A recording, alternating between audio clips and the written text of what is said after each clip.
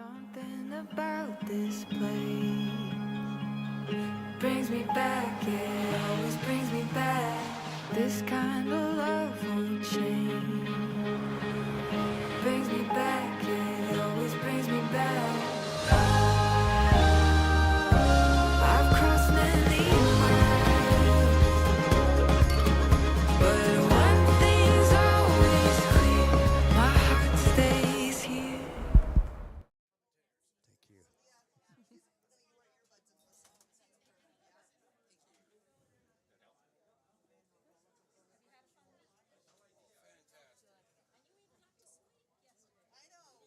Hello, everybody, and welcome to the live stream from Sydney, Nova Scotia. It's the Canadian Vision Impaired Curling Championship Gold Medal game. So happy you could join us today. We're here live for you this afternoon, and we'll be keeping an eye on the bronze medal game also. So we've got a couple of games to cover, and by we, I'm happy to welcome Kirsten Rowe to the broadcast today. Hey, thanks for coming on board here and working with us as we do this. Kirsten is the coach guide for the Saskatchewan blind curling team from Saskatoon. So we'll talk about that a little bit as the broadcast goes on. But the teams are getting ready now on sheet 2 at the Sydney Curling Club. And we are about to commence the gold medal game between British Columbia and the hometown favorite, Sydney, Nova Scotia. There was some great action here this morning, which we'll refer to as the broadcast continues. But for now, we're getting ready, and they're just about to throw stones and the first action. Welcome, Kirsten. This is your first shot at blind curling, like at the national level. How was the week for you? Oh, it was a lot of fun. We all really enjoyed ourselves this week, despite maybe what some of the scoreboards looked like throughout the week. But we all had a lot of fun. We learned a lot this week. And yeah, it's just been really great being here in Sydney. Hey, that's what it's all about. That's the beauty of the game of curling, is socialization and being amongst friends. And this tournament has now into its 18th year, and it's like meeting old friends again when they come around every year, and people are getting to know each other. And it's just been a tremendous week. We'll obviously reflect on that as the broadcast continues. But the first stone has been thrown in the gold medal game, and we'll do our best to give you a sort of a play-by-play of what's going on here as the action continues. We're looking forward to a really good game. Earlier today, the Nova Scotia team beat Team Canada to get to this final game. So it was a very exciting game this morning, and we'll talk about that a little bit as we go too. So blind curling, maybe we should start there and get into the particulars of blind curling and what might be different about blind curling than curling as others may know it. And one of the differences is, well, let's talk about the makeup of curling team. The lead position of a blind curling rink is an individual who is totally blind or has just limited sight perception. And that obviously doesn't allow them to sweep the rock. So in place of that, we have a designated sweeper. So other than that, the curling rink, you've got the other three members on the curling rink are visually impaired, and the coach and guide can be fully sighted, as the role you played this week was. And that's a basic difference. I mean, the rules of the game are very, very similar. The game's played the same way. It's an 8-end game, and there's just slight modification for the game of blind curling. How did you find coaching and guiding? What were some of the challenges, or how did that work for you? Some of the challenges, well, honestly, as a coach, the most difficult thing I found was trying not to, Be involved? discuss, and discuss strategy, I suppose, because you want to say something, you want to help call those shots. That's it's a little bit different than how I'm used to playing, right? I play on my own sighted team in a rec league called the Prairie Lily Curling League out in Saskatoon. So I have a few of my teammates here as well who help guide the team and who help with sweeping. So our sweeper, I curl with her in our league back in Saskatoon. But yeah, so I think just trying not to discuss strategy or, have any of my input in the game was probably the most challenging. I guess, yeah, if you're on the ice, you just want to be a part of it. You Oh, want to yeah. jump in there and do things and Oh, all the rest of it. I can understand that. That makes it a little challenging. exactly, because you just want to be yelling like, "Oh yeah, hurry, hard!" Right? You want to be yelling all of that, but For sure. you have to kind of stay quiet, and yeah, only allow the team members to speak during that time. Very, Yeah. very good, for sure. I guess we should quit chit-chatting here and let people know that this first end is shaping up nicely. We've got 2 blue stones, and that would be the, who are we talking here? Nova Scotia bunch. We've got 2 blue stones in the 4-foot, and British Columbia in red stones have 1 in the 8 and 1 in the 12. So the leads, the totally blind curlers, are really doing well on this. They've got their weight down after a great week of competition, and they're playing a really active role in this game already. One of the differences of blind curling is that obviously the broom is held at this end of the ice as opposed to the other ice. There's different modification to the game, but the skip will hold a broom and the shooter will aim for that broom that's a little closer to them. Some of the teams use a light on a broom. Other teams may have a tapping sound for their curler. So we'll talk about that a little bit as the broadcast moves forward too. But we're still looking at 2 blue in the 4-foot, and those belong to Nova Scotia. We appreciate you tuning in today to the live stream.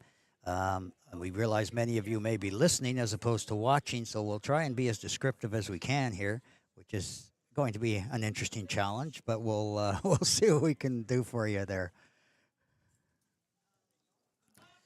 First end action, the gold medal game, Sydney, Nova Scotia, Canadian Vision Impaired Curling Championship.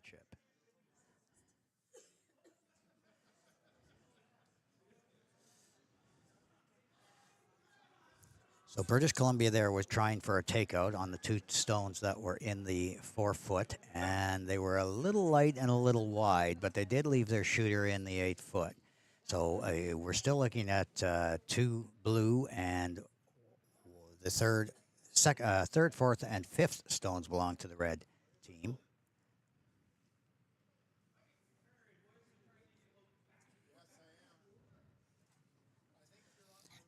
Sydney, obviously the hometown favorites here in the Sydney Curling Club. Great crowd behind me here today. Very active, very loud, and they are cheering for the Louise Gillis rank, who represent Sydney at the event. We're looking at another Sydney stone coming down here. I imagine the goal was to place a guard up.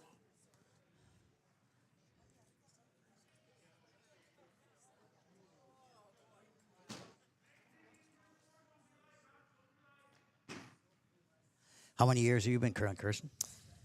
Oh, well, I've been curling since high school, kind of on and off, but consistently over the last 6 years, 6 or 7 years now. So Like it? yeah, Yeah? I love it. Yes, Fantastic. That's a great sport. I agree, and I just think it's such an inclusive sport, and anybody and everybody can play it. So it's awesome. You're right.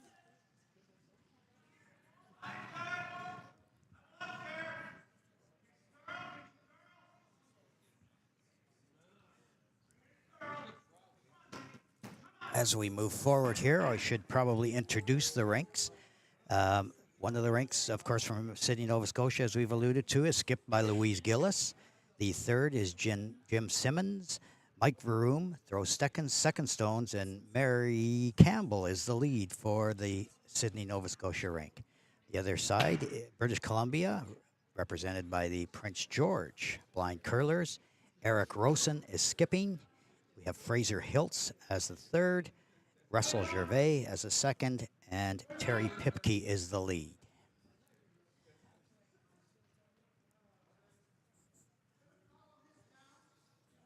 The house is filling up nicely. Right now, we have a blue stone or a Sydney stone in the 4 o'clock, and the second, third, and fourth stones, maybe even the fifth, what do you think, are belong to British Columbia. So the house is filling up nicely.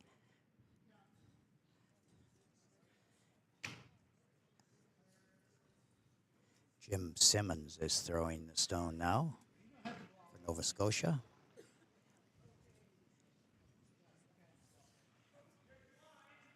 And he has taken the second stone out, so we are looking now at Sydney lying first and second stone in the 4-foot, just behind the tee line.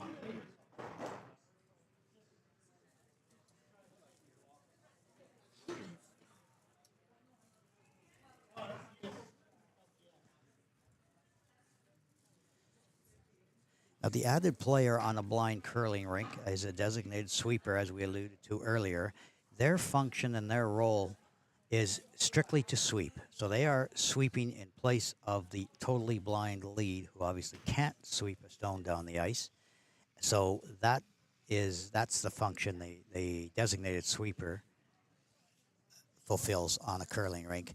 A blind curling rink can also have a coach guide, and those two responsibilities involve coaching, maybe guiding the curlers out there, helping them with things that they might be missing in regards to lack of vision or limited vision.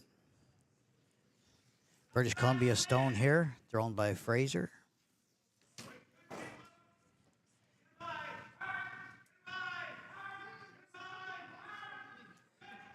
Calling for sweeping. It's got a beauty here, comes into the rings. Oh, and they'll tap. It has tapped the two blues back, sitting right on the button. Beautiful shot. So right now, British Columbia is line 1 with Nova Scotia line 2nd and 3rd rock. First end action. BC versus Nova Scotia.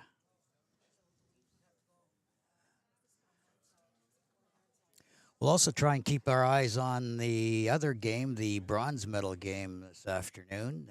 Involved Team Canada. So those are the folks that won the event last time around. It's kind of been away for a little while because of COVID, hasn't everything?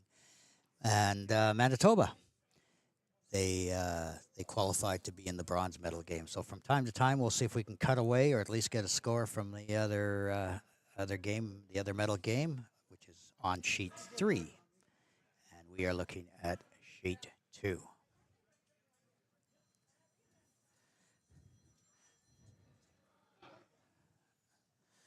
Nova Scotia third is planning their shot, getting it ready. House is filling up nicely. BC still sitting shot rock on the button. Yeah, that was a beautiful shot. Yeah. I had never made too many of those when I was there. Yeah, with good backing. So it's right on the button, and the two Nova Scotia stones are right behind it. So it's going to be a difficult stone to get out of there. Got rid of one of the Nova Scotia stones in Correct. the back 4. Good call. So we're still looking at a British Columbia stone on the 4-foot and one Sydney stone behind it now. However, having said that, with British Columbia having first, third, fourth, maybe fifth. So if British Columbia can take the Sydney stone out of the rings there, they might be in for a big end. But lots of curling to come here, obviously. First end action, Sydney Curling Club, who have been tremendous hosts throughout the week. We thank them for their hospitality. It's been a wonderful week of curling here in Sydney.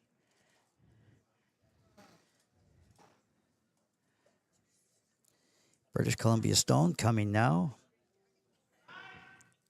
First end action.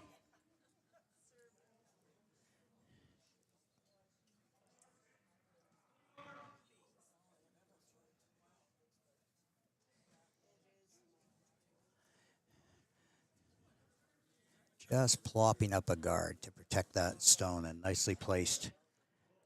A little bit of you maybe could bark that over a little bit further, but quite good actually. It's going to be difficult to come in that way anyway. They might try the other way, but definitely trying to protect that one stone in the 4-foot.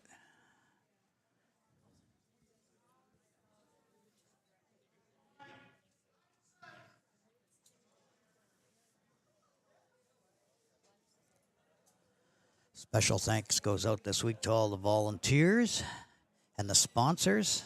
Hey, it would not have been an event without their involvement and participation. They've been great, driving people to and from the rink and helping with food and beverage service throughout the event and all kinds of other little tasks. So we greatly appreciate their involvement in the event and thank them for their help. And we're just getting ready for skip stones.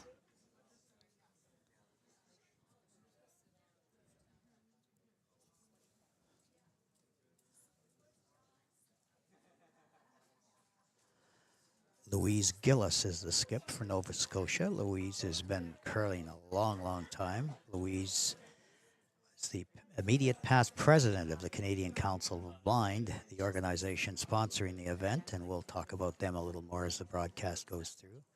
But Louise, in fact, has won this event in the previous years and came runner-up the last time it was held. So she's coming back, trying to once again claim the title. And here comes Louise's shot.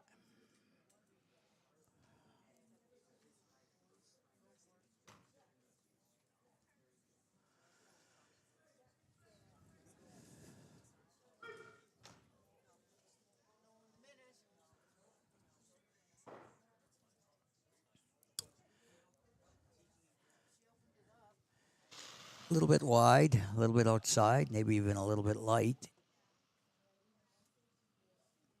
But definitely leaves that takeout available at the end.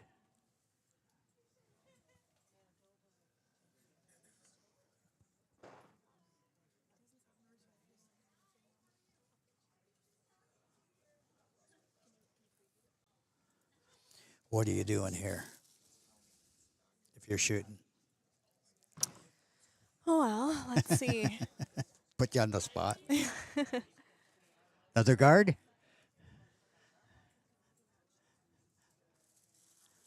Maybe plug up that hole because there seems to be some room still to come in with the there's still outturn. a little bit of room to come through there. Yeah, be a tough shot. Still tough with all of those guards in the way, kind of scattered. Absolutely.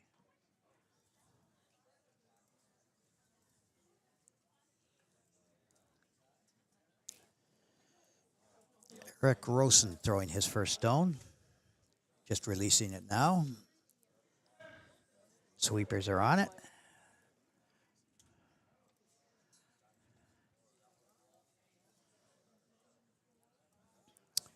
By the guard, one guard, by the next one. Beautifully thrown. And Absolutely. in the 4-foot tee line. Second shot. I do believe. A little bit tight there. Looks like, yeah. Yeah, I think that's BC second. are sitting 1-2. 1 and 2. Right on.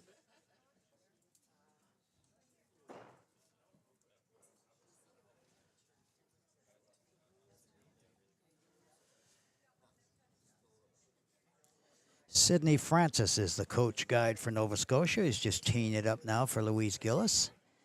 And the process they use is he comes out of the hack and holds the broom at the front first hog line. And it's sort of scaled down in accordance to where the broom is being held at the other end of the ice.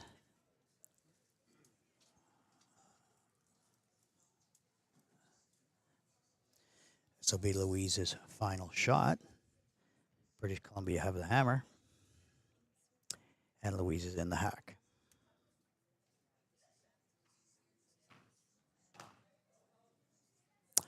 Releasing the stone.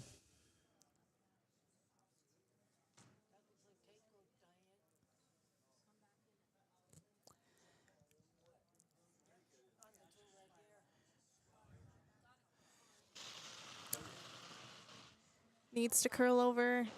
And it did not. It just tapped some of the front reds.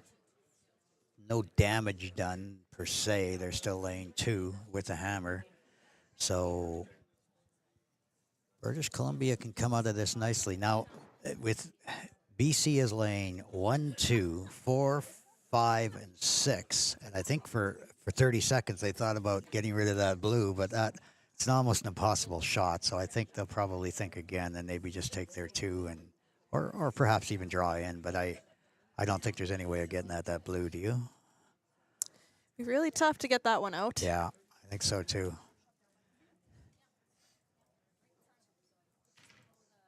If anything, they're probably trying to get another one in there. Yeah, I would think so too. Just draw on the outside. 9 stones in play. Not bad. First round action. Anticipating a great game here today. These are both rinks that have been there before. Very skilled, very talented. Here comes the final stone. Eric releasing it. They are on the brooms. Let us see where we end up.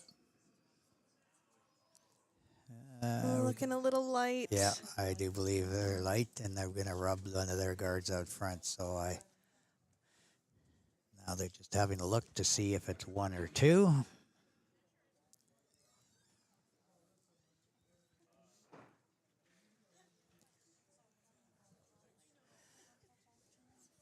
I guess they've settled on the fact that it probably is 2. We won't know till they post it, but I think we could safely say Yeah, and that's 2 2 for stones. Team British Columbia. Correct. Take an early 2-0 lead. All the way from Prince George, British Columbia. Host of this year's Western Canadian Blind Curling Bonspiel. The 4 Western provinces have a big spiel, and that'll happen at the end of March in Prince George, British Columbia.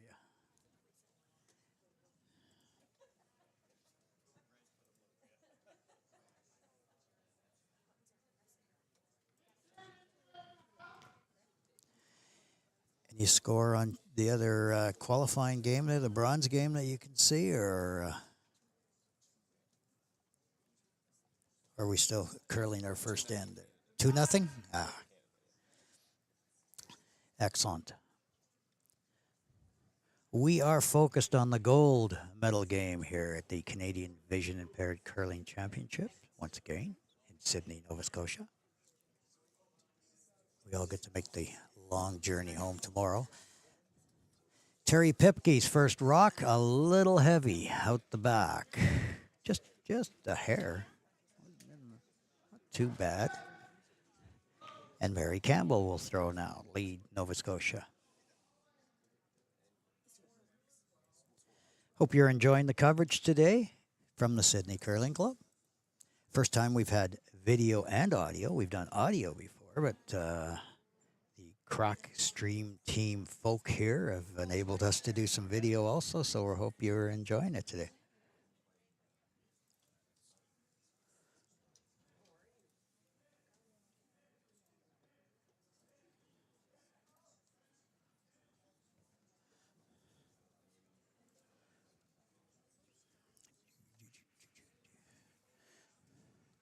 Mary Campbell releases her stone, lead Nova Scotia. Great curler, been at it for years too. Beautiful weight.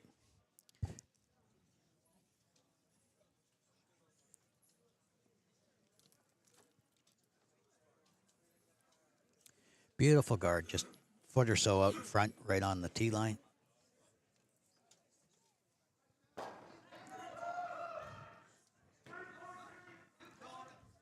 That truly is an advantage in blind curling. If you can get your leads to their weight down and pop a few in there, that sets up the end in most cases and really does make a difference, doesn't it? Absolutely.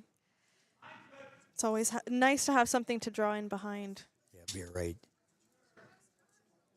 So you're involved with the Blind Curlers in Saskatoon. Tell us about that group and how often you curl and where you curl, and give us a little background on blind curling in Saskatoon. Yeah. Well, we curl out of a couple of the curling clubs in Saskatoon on Sunday nights as well as on Thursday nights. So at the Sutherland Curling Club and the CN Curling Club there.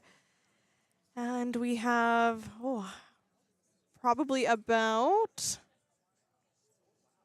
9 or 10 curlers that are with us. Super. Yeah, and we have several volunteers. Right. And it's my first year with them, so yeah, it's been a lot of fun learning about blind curling, and I had no idea such a thing existed until I was approached to help out with it in the Right. fall. So Yeah, very, very cool. yeah. Very appreciative of the volunteer help and coaching and stuff that's out there in the various clubs throughout Canada.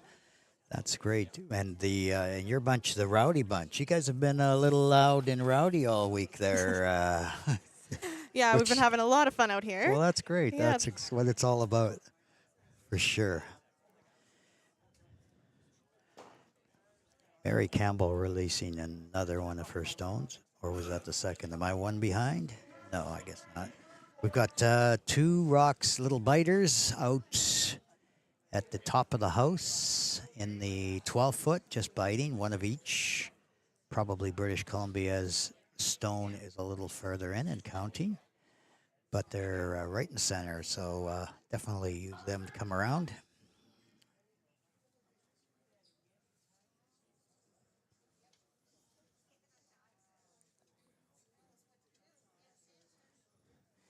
And we're looking at Terry's second stone now. It's be coming out a bit wide, but they are on it. Two brooms going, and it's across the hog line nicely. They're really bringing that in. It's going to be a biter for sure, maybe even full 12. Oh, biting 8. Top 8. Nice. That's good brooming.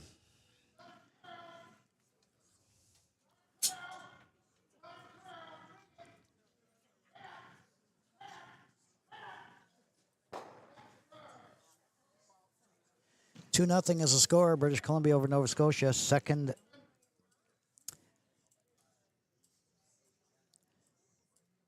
round of action here, the gold medal game. Second end.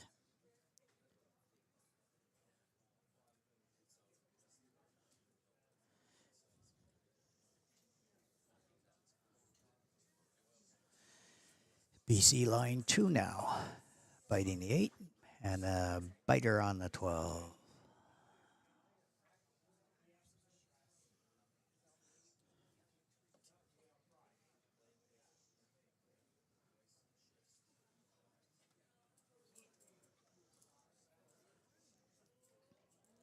Second for Nova Scotia in the hack. Hope that's not my phone.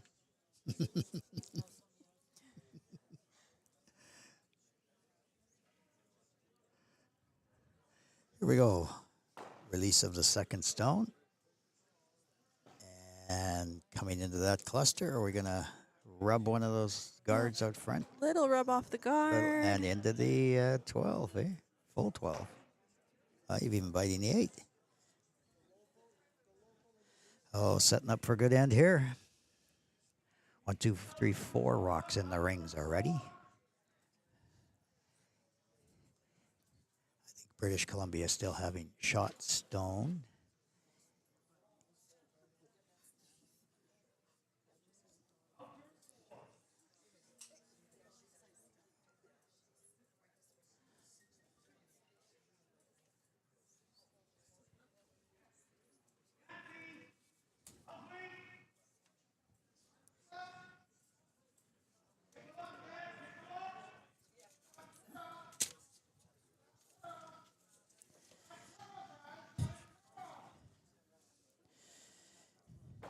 And BC going to crash on Nova Scotia guard. Exactly. It's filling up out front.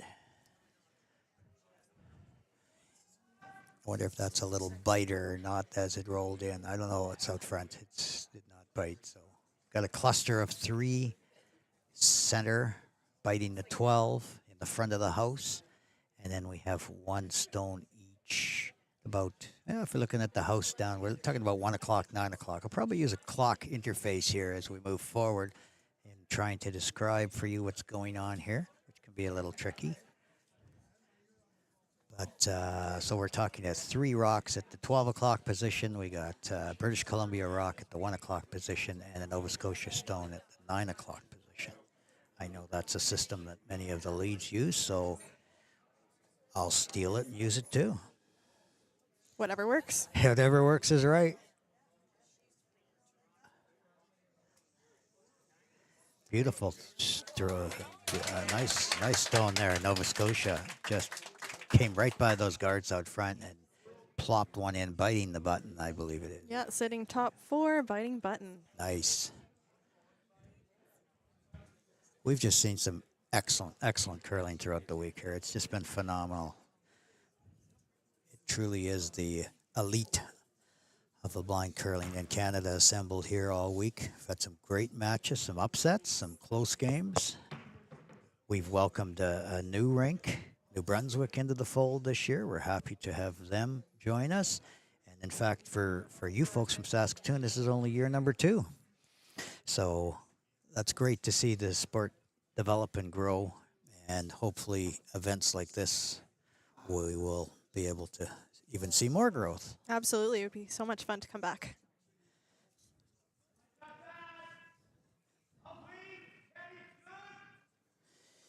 British Columbia delivering their stone now.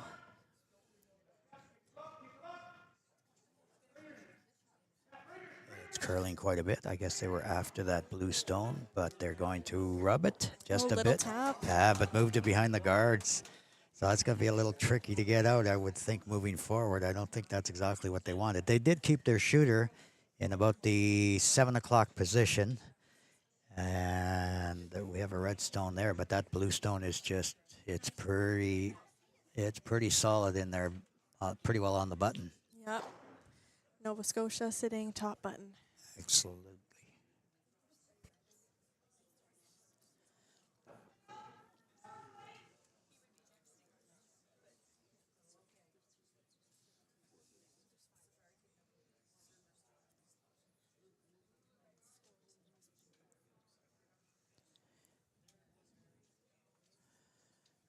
Second of 2 games being played beside us involving Team Canada and Manitoba. Both rinks doing very well in the event. Also, they had a play down this morning with Team Canada, and they were defeated by Nova Scotia to get here to this game. Nova Scotia stone coming down the ice now. And it's rubbing on one of the guards into the cluster, but no damage done, so pretty well. Everything being the same, probably a long guard if you look at it that way, for their stone in the 4-foot. That Nova Scotia stone is going to be hard to take out at this point with that cluster. Yes, you are so right. I think you probably have to start eliminating some of those guards if you even want a shot at getting at it.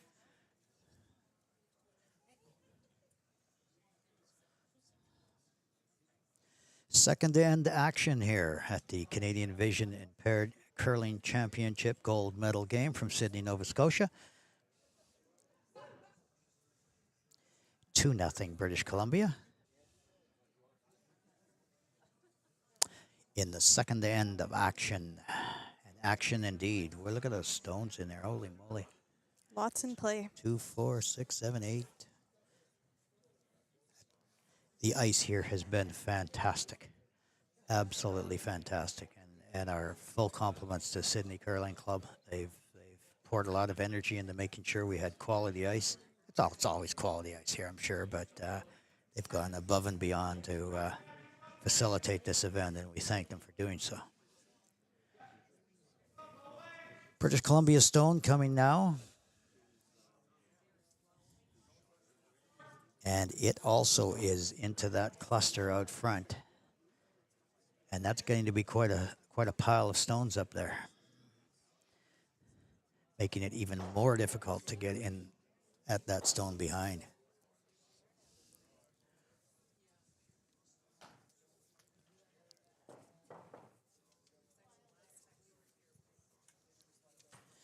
These teams played in round-robin competition, and it was British Columbia 7, Nova Scotia 3. Not that that makes a difference right now because they're both in the final, but that was a great game too. I remember it well. So these are 2 very evenly matched teams, rinks.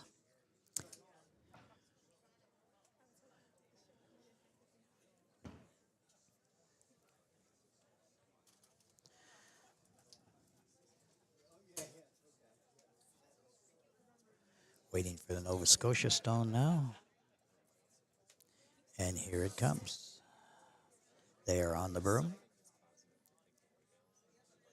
Coming down the right side. Trying to plug that up. The slight possibility that was even there of getting in there, I think, just got eliminated. Quite a log jam of guards up front. Again, we're looking at Nova Scotia right on the button. We're looking at a British Columbia second stone at about 7 o'clock, 8 o'clock, and a whole bunch of stuff at the top of the house. Probably, I think, well, we're looking at Nova Scotia at 9 o'clock on the outside. So bottom line is one Nova Scotia counting right now, and it's plugged up. I don't like anybody's chances of getting at that. And obviously, there's a hit there. Something onto something. Yeah, go ahead. It'll be tough to draw anything in at this point, though. Absolutely. You've got to go way wide, and you're not coming back to the center at all. So, but I think that's what we're looking at here. That's what BC is looking at. Either some sort of tap red onto red, or maybe even just open it up. I don't know. That would be my guess. See what kind of weight he throws here, but I think they're just trying to clear a couple of stones out. I wouldn't want to be shooting it.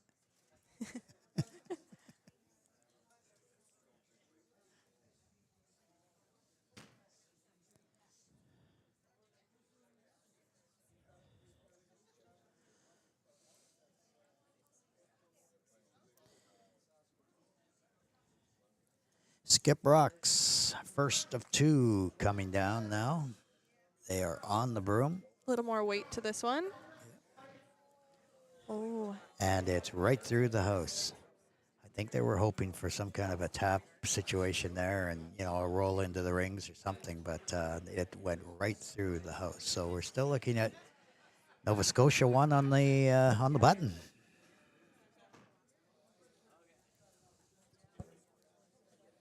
As Louise Gillis gets ready to throw.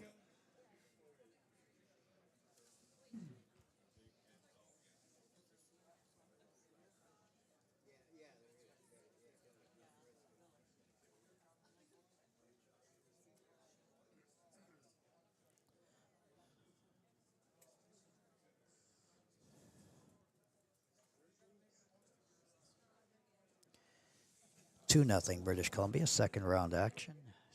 I keep saying round. What are we Second playing? end. Are we playing baseball or what are we doing here? Second end action.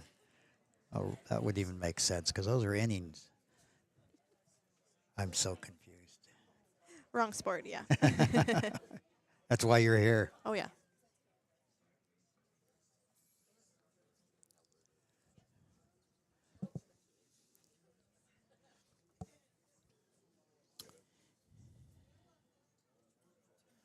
As we're waiting for Louise to deliver, and she just has.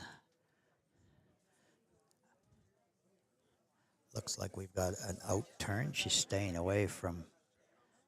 It's coming out real wide. It is. Probably just hoping to get some sort of a little tap in of her own. Not quite enough to be second stone, but it was a good try.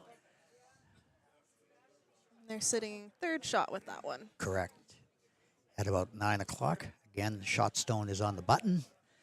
We've got third stone at about 9 o'clock, and we've got second stone, which belongs to British Columbia, at about 8 o'clock. So a little more weight there. They might have even eliminated that back red one, but a good try on sticky ice out there.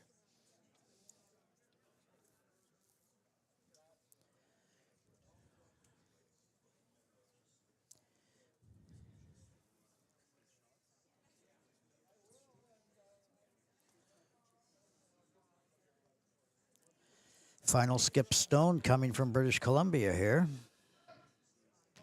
Louise has the hammer because British Columbia scored in the first.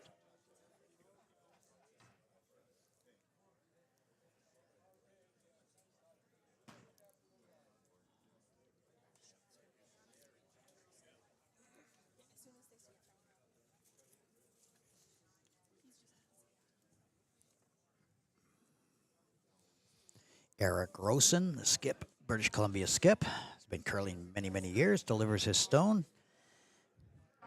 It's coming out fairly wide. And we're going to update you on the bronze medal game as well. Super. Looks like Team Manitoba is trying to draw in for one. There are, they're going through the back of the house, and that'll be 1, 2, 3, 4, 5 red stones for Team Canada. Wow. So 5 in the second end for them. So the score is 7-0 for Team Canada. Fantastic. Thanks for that update. Great work, guys, getting that to us. Team Canada are the defending champs. That's why they're Team Canada, but that's off to an early start after 2 ends of play in the bronze medal game at the Canadian Vision Impaired Curling Championship. While we were watching that, Eric Rosen was a little bit wide with his stone and sort of pumped it through. So now we're looking at Louise with her final stone of the end. Down 2-0, has the hammer. And I'm not sure, would she be, I think she's trying to eliminate the back red here. Maybe have a shot at 3. Sort of what they tried last time, but they were a little light. And she has just delivered her stone. I'm not sure it's got the weight. Both sweepers are on it. Correct. Could just be a draw. No, she's going to be light, I think, in front of the house. Oh, So and just biting just 12. biting 12, but not enough. But she does score 1. So after 2 ends of play here, we are looking at a 2-1 game for British Columbia. Quarter of the way there.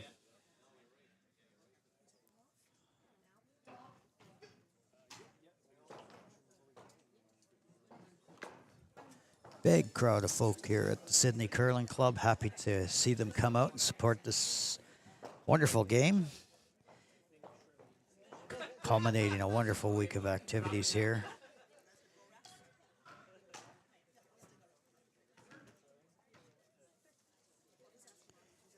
A week of great food. Boy, there's some great food in this town, eh? Oh, it's been amazing out here. Yeah. Every restaurant we've tried, even the lunches we've had at the curling club have been awesome this week. You are so correct. It has been very, very good. And the hospitality. Has been amazing. Yeah, folks are just super duper friendly around here. It's really noticeable when you come from another part of Canada. I found it to be, I mean, from the hotel staff to, like you say, Everybody. Everybody. Yeah, that's So friendly out here. You are right. I can't wait to come back. Right on. And maybe in a warmer day. Yes, maybe during the summertime. That sounds like a plan. This damp cold is definitely different from the dry cold we have in Saskatchewan. Yeah, it gets a little frosty there sometimes too, doesn't it? It does, but it's a different cold in the Yeah, prairies. I think you're right. Well, we're on to the third round. Yes, I see. Keep saying that. Hello. You just slap me every time I do that or something. Throw something at me, a water bottle or something. We're into the third end. Thank you. They're ends, Corey. I should know that. I've curled 1 or 2 games in my life. Mary Campbell releases her stone, and she is a brilliant curler. And we're going to see a little bit of that right now because her weight is just so good. Little light this time, but very consistent. Always puts her rocks in play. You know, they can be used. Hide behind them or whatever, so very good. As is Terry Pipke. Steps into the hack and releases his stone. Terry's got great weight, too. Terry's been at this a long, long time. I know his other half, Caroline, is listening in. And PG, hello to you. Little bit heavy on Terry Stone there. Just a smidge. Just went through. Still in play. Yeah, it's still in play, not in the ring, so. Those are the ones I usually trip over if I'm curling. because they're still around, but they don't count. So I say, why are they there? It could provide some backing, Yeah, possibly. you're 100% right. Those biters always come into play. They do. Right? They do indeed. If you freeze up to them, you're counting. Mary Campbell lining up in the hack. Third end of play. See, I got it right that time. Canadian Vision Impaired Curling Championship from Sydney, Nova Scotia. Gold medal game. British Columbia versus Nova Scotia. Mary Campbell releasing her second of 2 stones.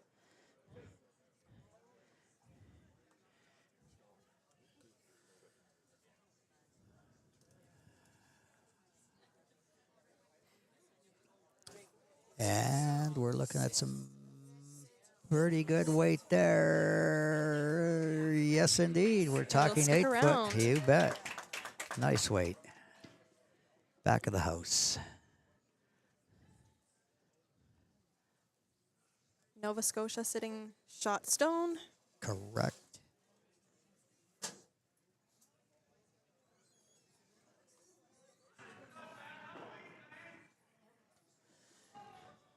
Terry releasing his second stone now. They are working the brooms.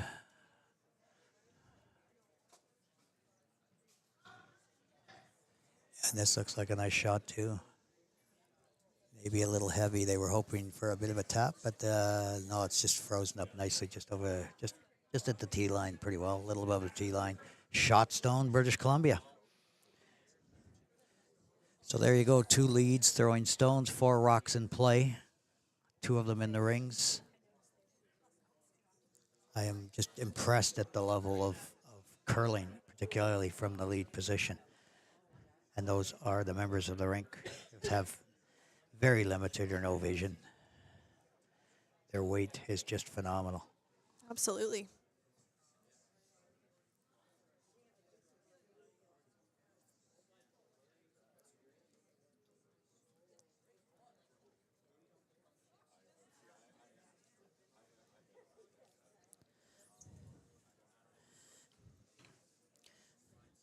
The second for Nova Scotia is actually Anthony Shaw. I've been calling that wrong all game, so I will take a penalty on that one.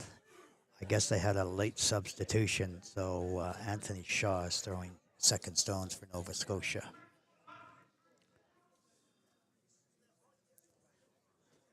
Unless, of course, they switch jackets. Then I'm totally lost.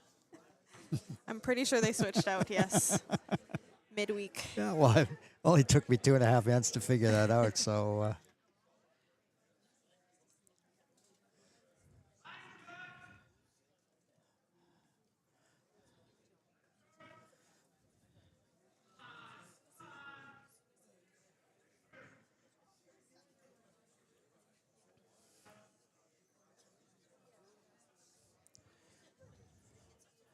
British Columbia stone, a little bit heavy. Well, not really. No, it's nicely in the 8 foot at the back of the house, at the far end of play.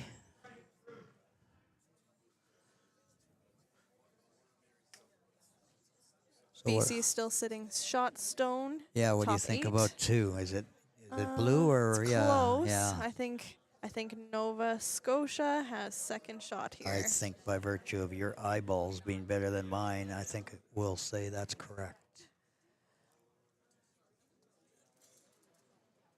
Yeah, second stone. Nova Scotia throwing now. Third end action.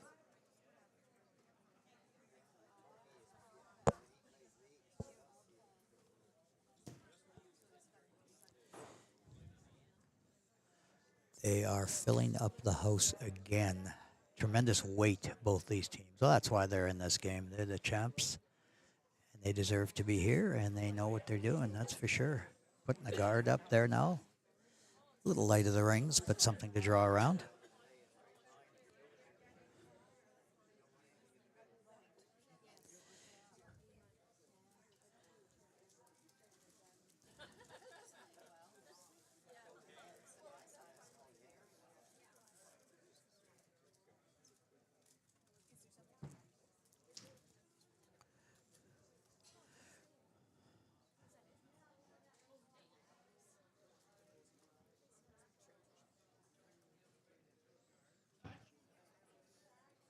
Russell Gervais getting ready to throw his stone. Second of two. They're lining him up.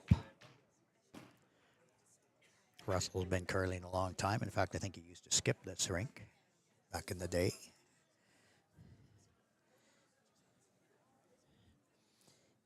They have lined him up, and he is delivering.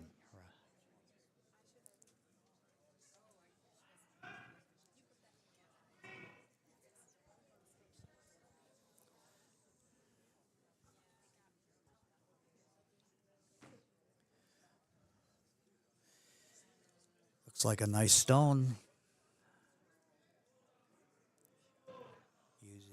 Just coming up to their stone at the back, so it's pretty well full 4 foot. So I would say we're giving first and second stones to British Columbia now, maybe even third, but we'll just go with 1 and 2, and Nova Scotia having third stones. British Columbia rock is about 5 o'clock position in the 4 foot. And they're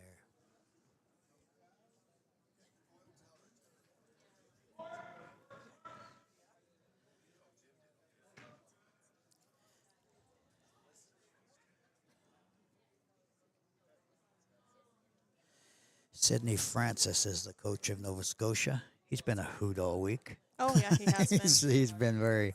Sidney is a local resident here. A lot of fun.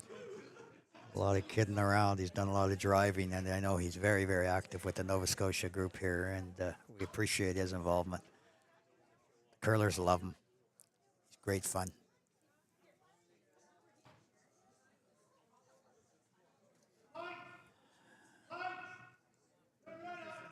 Jim Simmons in the hack.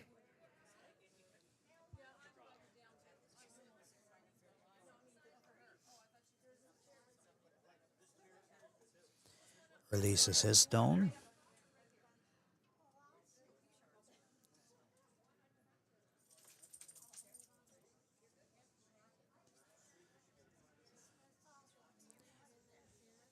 As it comes into play for us here now. Beautiful line. Take out weight, and he's got it. He's got the shot stone. Biting back 4. He left a shooter there, so biting back 4 for shot rock with lots of backing. 2 Nova Scotia stones behind it, so it's going to be a difficult stone to get out of there. You can obviously draw up to it, but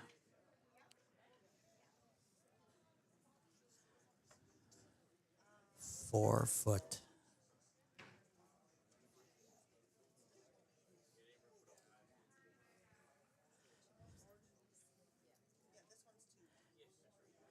Fraser Hilt in the hack. Fraser curls out of the Vancouver Blind Curling Club. He's joined the this unit for this event.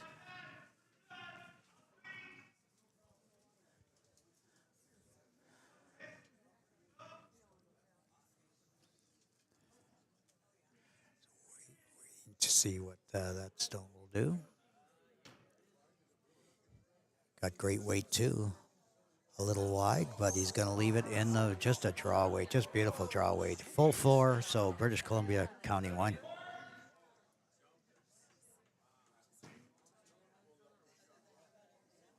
That is just great. It's undercover too. I mean, it can still be had, but there is a nice long guard out front.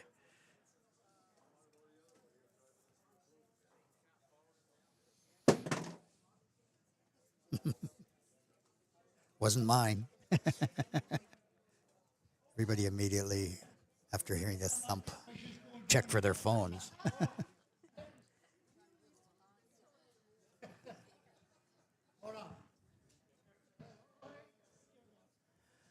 This end is shaping up to be an incredible end here.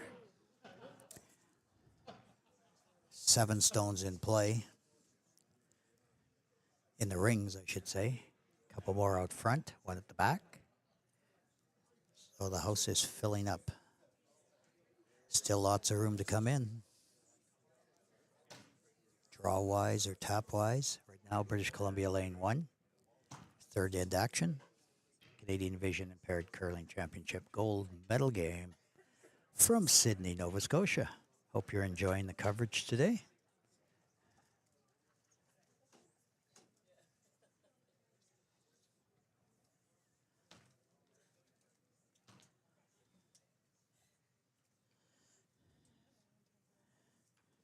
Jim Simmons preparing to release his second of two. And there it goes.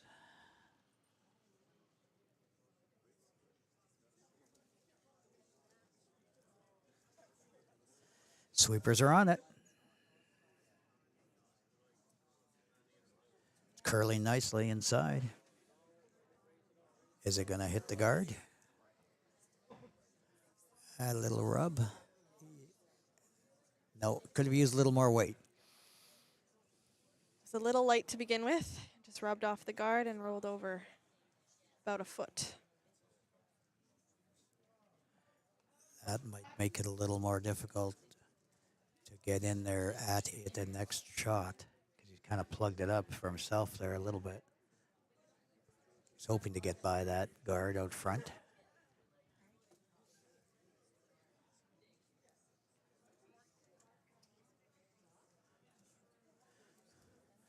Fraser's second stone.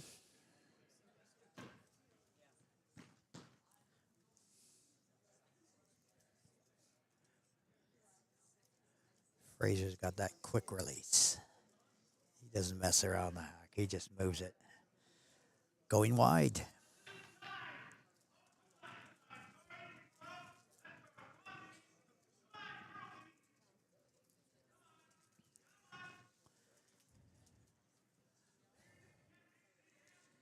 Looks to be a little light. Went way out wide. Might have got caught in the frost out there. Yeah, I think you're right. I guess it's still, still somewhat useful out there. It did cross and is in play, but it's way out front. So I guess you got to call that. Well, usually when I used to make those shots, I would call those planned guards. Oh, absolutely.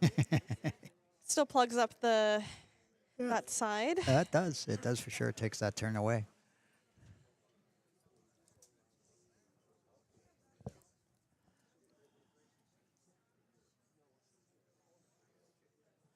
Two to one, British Columbia. Third end action. Skip stones on the way. Yes, indeed. BC with Last Rock. Correct.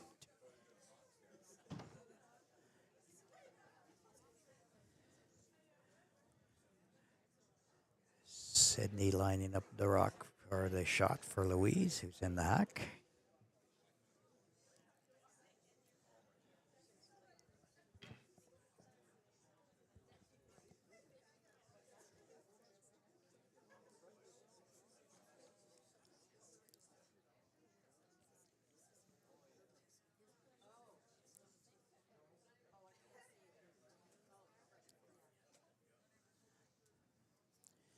And Louise releasing the stone. Looks like it's right on the broom. We'll have to see how it is for weight. Attempting a draw outside, I believe. And she's tapped onto one of the front guards. And they are sweeping it into the rings. Not quite far enough, but a good try. So we are looking at shot rock in the 3 o'clock position in the 4-foot rings. And the second stone would be Nova Scotia's in about the 7 o'clock position. And third stone would be British Columbia's in about the 10 o'clock position. And those are all in the 4-foot. And there's about 1, 2, 3, 4, 5, 6 other rocks in there that I don't even want to talk about. Those are the 3 that are counting.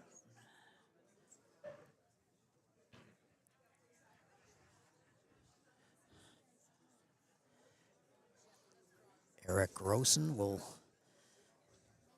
jump into the hack.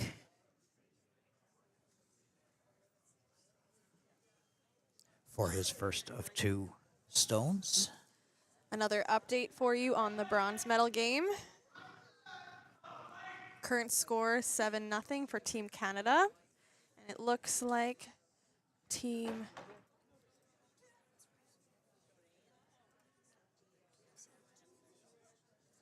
Canada is sitting 2. Yeah, those guys are great curlers. They won the event last year. They curl out of the Granite Curling Club in Edmonton, skipped by Natalie Morin, and they are up against Team Manitoba. Norman Lyons from Winnipeg, Manitoba, also curls out of the Granite. I guess every city's got a Granite Curling Club, probably. So that is another 2 for Team Canada. So 9-0 for Team 9-0. Canada. Okay, Team Canada.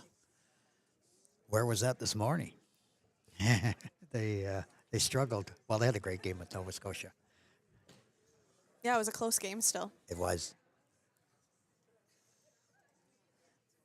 See, now I was updating, and look at this. We've got a second stone in the rings. I need an extra eyeball. Second stone in the rings on our sheet 2 here, if I'm not mistaken.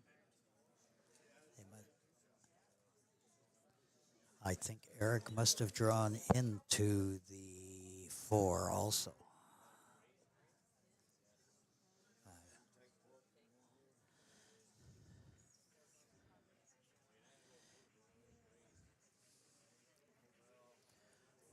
A little bit of a hit and roll for Team BC. Indeed.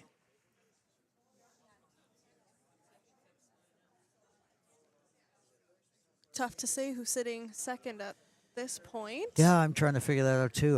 Meow. Team BC still sitting Shot Rock. I think they might be 1 and 2, but what do I know? So you're right. This probably ended up being a measurement. It's tricky to see off the monitors here. We're having to see. It is. It looks really close. It does. Louise Gillis in the hack for her final stone of the third end. 2-1 British Columbia. And BC has the hammer. Louise delivering.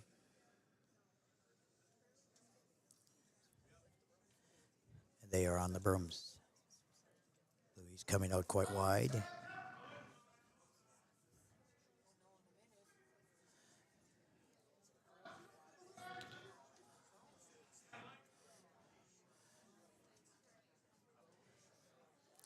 And the stone is light, just outside of the rings.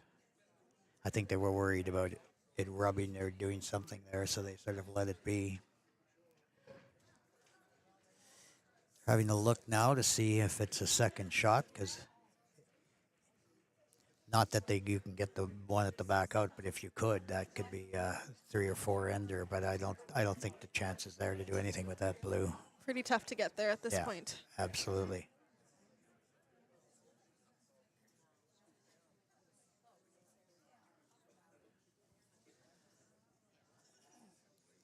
This is one of those ends that if I'm in the hack, I'm saying, throw it into the boards. I don't want to be screwing anything up. Well, they're looking at the tap. There's a couple of guards out front that they're looking at. True. But they're all Nova Scotia guards. So you got to be very, very careful on that play, too. Last thing you want to do is tap them in.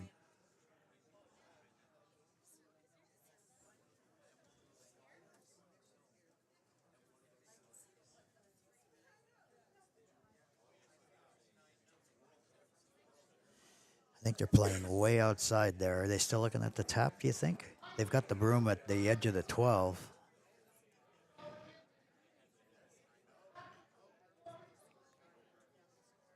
Unless they're coming around out wide. That might be it. It'd still be pretty tough to... Well, yeah, they could. It's tough to get around that exactly blue guard. That one way out front, that one that we wondered whether it would be used or not, that Mary Campbell put up. They're on the brooms. And it looks like it may have the sufficient weight to sneak in, but Oh. just rubbing one of the guards out front and then tapering off. So definitely 1. We're going to see if it's 2. They might have to measure. They're looking at it now. The 1 stone gets pulled away. They are going to measure. They're in for a measure. How exciting, eh? We It's picked always a good fun when game. there's a measure. Yeah, we picked a good game to do Oh, here. yeah.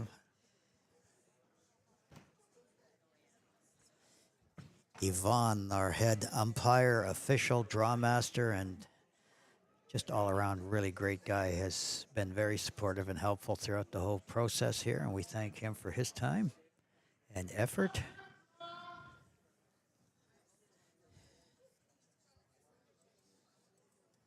The sticks are out as we measure for second stone in the third end.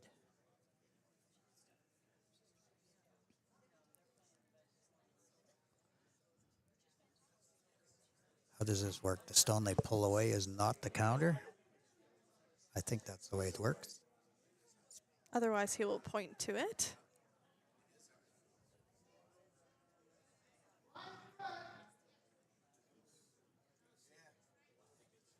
It's close. They're having 2 or 3 looks.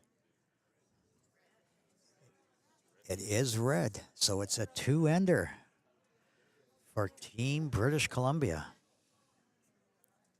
Now up 4-1 as we enter the 4th end of action.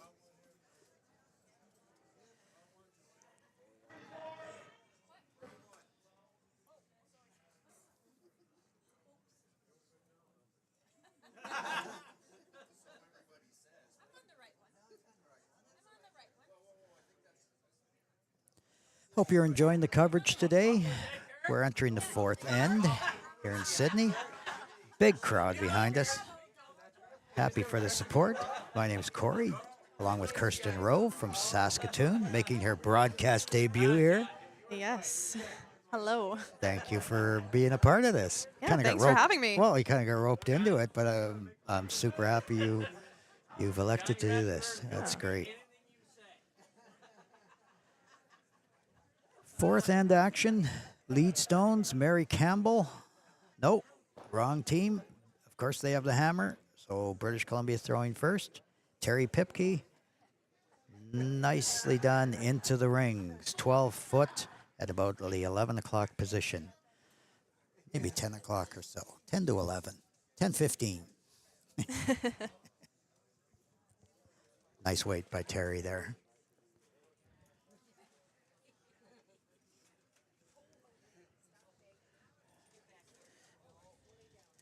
Vic Santos is the sweeper for the British Columbia team. Vic's been involved with this unit for a long, long time. Really hardworking individual and a great supporter of blind curling, and hell of a good sweeper too. So he's a very important part of that team. Mary Campbell releases her first stone.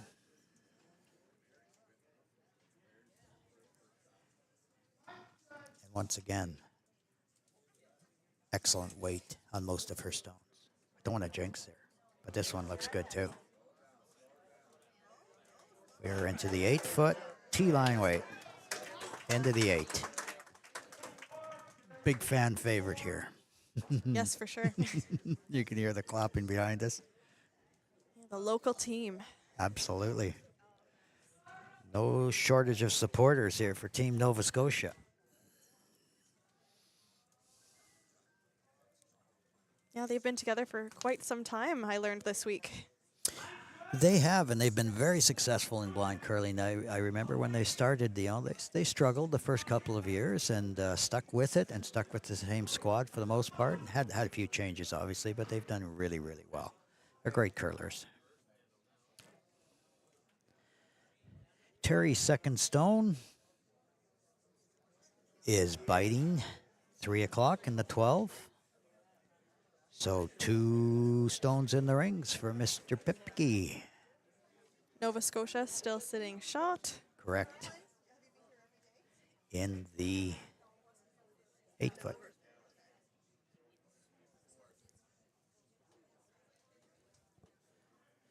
Really happy you've been able to join us today for this. It's the first time we've ever been able to offer a live stream offering. And we're very grateful for all of those that are a part of this team, putting it together for you. Fourth end action.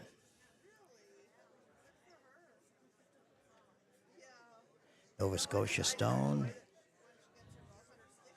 Second one for Mary. Look at this, right through the button, almost landed there. So we're and talking right out the 12, back. right out the back. Yeah, that sort of sped up as it hit the house, eh? Well, there was lots of rotation on it, so Yes. it Good point. kept going even further down the sheet.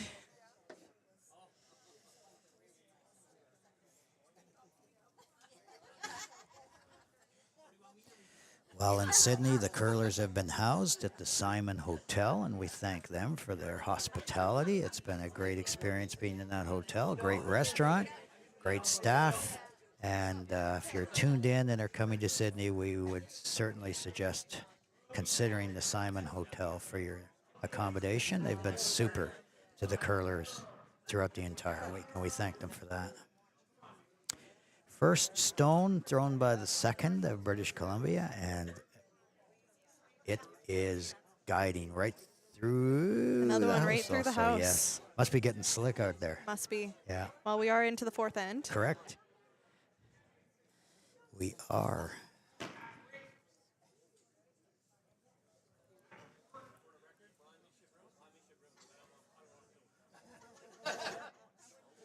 This event is being hosted by the Canadian Council of the Blind, CCB, during White Cane Week. This is coming towards the end of White Cane Week, which is a public awareness week for persons who have no vision or low vision or are deaf blind. So we thank the CCB for their support. They are the governing body of blind curling in Canada, at the national level anyway, and we thank them for bringing this event back after a 4-year absence.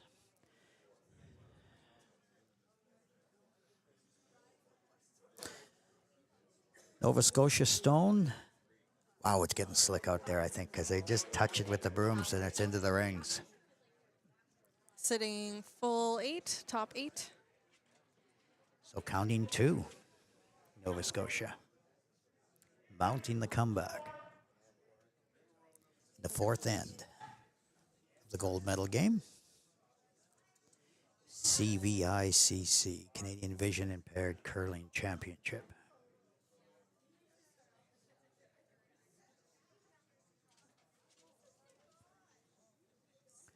British Columbia throwing their stone now. And Fraser and Vic are on the brooms. Now they're off the brooms. It seems like you touch it with the brooms and they really speed up. Ice is getting nice and keen. This looks like a beautiful stone, weight-wise. It is indeed. A little bit of the 4, so they are just in front of the Nova Scotia stone. 3 stones clustered around the 9 o'clock level there, but the BC stone is in the 4 foot, and the 2 Nova Scotia stones are, well, one is in the 8 and one is biting the 4, but BC counting.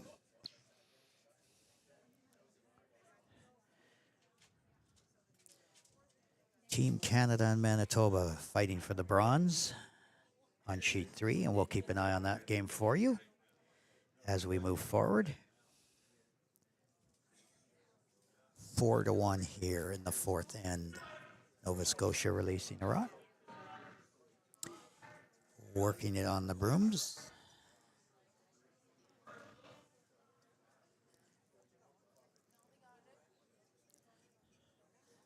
Very nice weight. Looks like we're got a keeper there. Oh, no, just guiding through. Still in play, biting back 12. You're right. That can be used for backing as we move forward.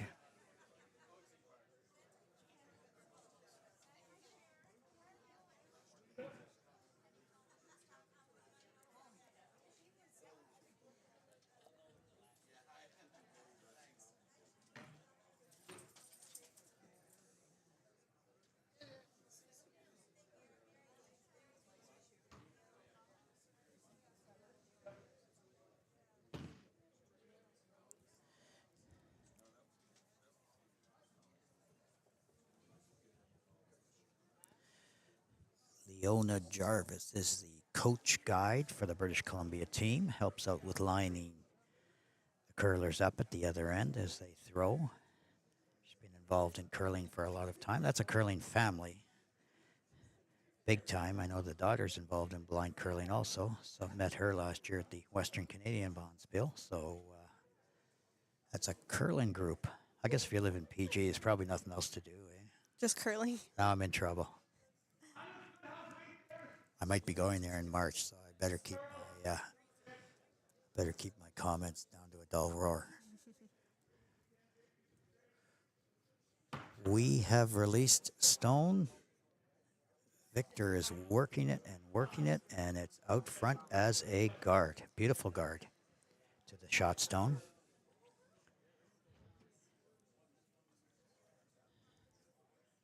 Nicely done. You can still come around the other side, but you've taken away one side for sure.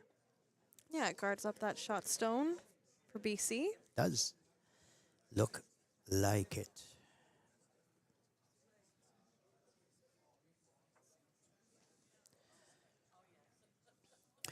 Blind curlers very active in all sorts of parts of Canada, British Columbia, Alberta, Saskatchewan, and Manitoba, as well as Ontario. They have quite a league there, and now Nova Scotia and New Brunswick, and it's growing, which is great.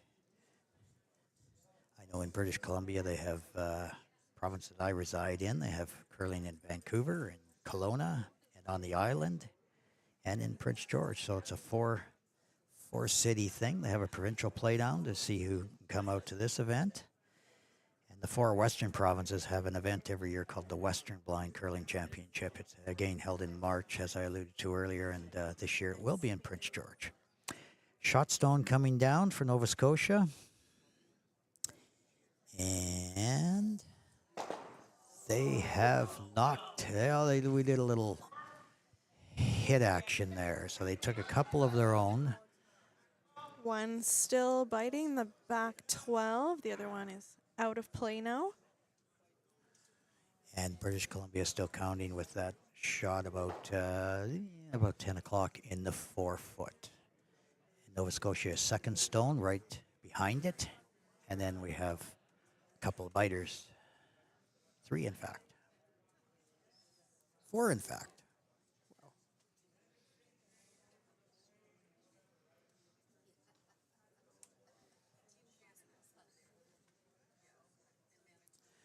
Wow. 4-1 is our score. British Columbia over Nova Scotia, gold medal game at the Canadian Vision Impaired Curling Championships. Thanks for tuning in today. Hope you're enjoying the action.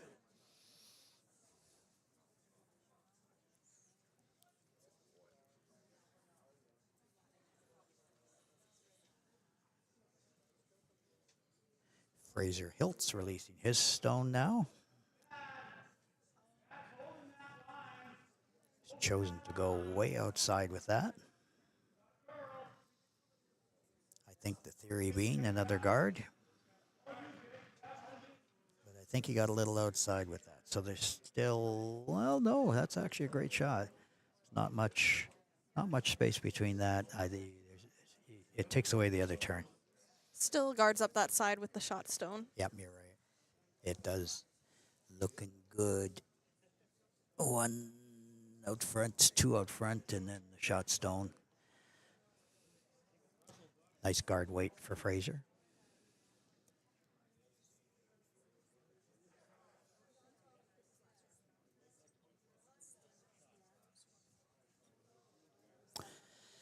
The PG team was the worthy winners of the Western Canadian Bonspiel last year. So these guys have done very, very well throughout the years. Great group of curlers, as are the Nova Scotia team. Got the 2 best teams here, as it should be in the gold medal game.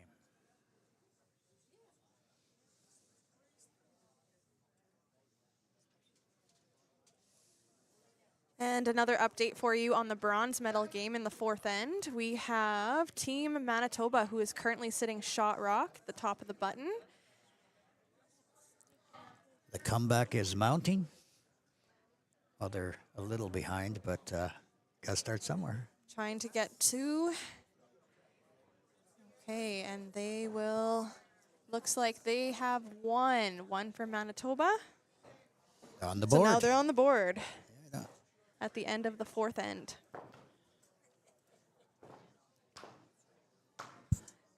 So the score for the bronze medal game, 9 Team Canada, 1 Team Manitoba, 9-1.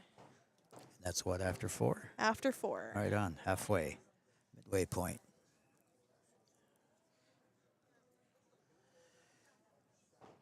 Nova Scotia a little light on that their last attempt to draw in. They've left it out front. Oh, and there's handshakes happening for the bronze medal game. Wow. So that will go to Team Canada. I guess after a week of curling, enough is enough. After 4 ends, it isn't going to be the comeback of the decade here. Yeah. But I can appreciate that. And those are both great rinks, too. The Norman Lyons rink from Manitoba and Natalie Morin's Team Canada rink from Edmonton, Alberta. Both excellent participants, and they've had a great week. And we thank them for their involvement in the event. And good going, guys. Congratulations, Team Canada.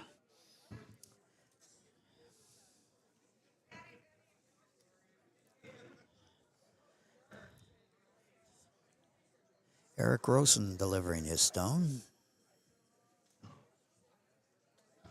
Vic is on the broom. Fairly wide out. Rubbing that front guard of Nova Scotia that they just put there. So we're just plugging up the front more and more, taking the draw away. There's still room, but still looking at 1 for British Columbia and Nova Scotia having second stone. They're trying to draw into the other side, which is a bit more wide open. But applause in the house for both Manitoba and Team Canada. Both had a very, very successful week of curling. Great crowd assembled here. This place is packed. Great to see. Thank everybody for their support. Locally, we've had some incredible media attention, and that's been very helpful for the sport and all the participants. Really feeling welcomed and appreciated here this week.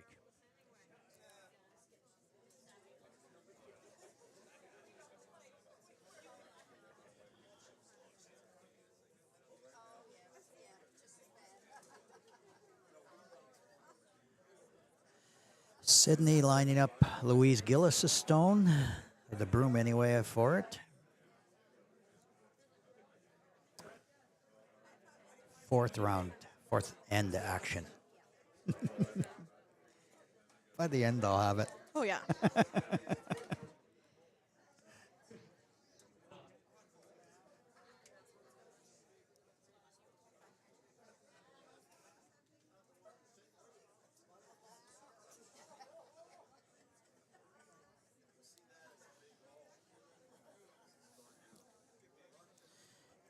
Taking their time, lining Louise up. Fairly big shot. Broom's being held just off the center line. And she has released the stone. Sweepers are on it. Traveling down the center.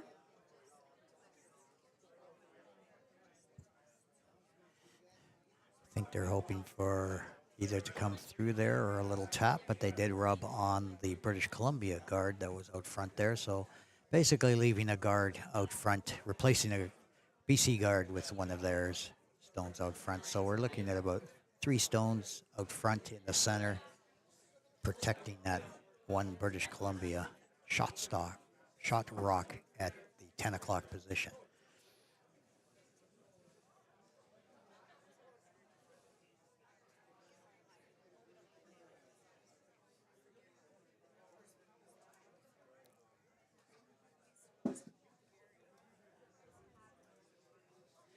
As Eric heads down the ice,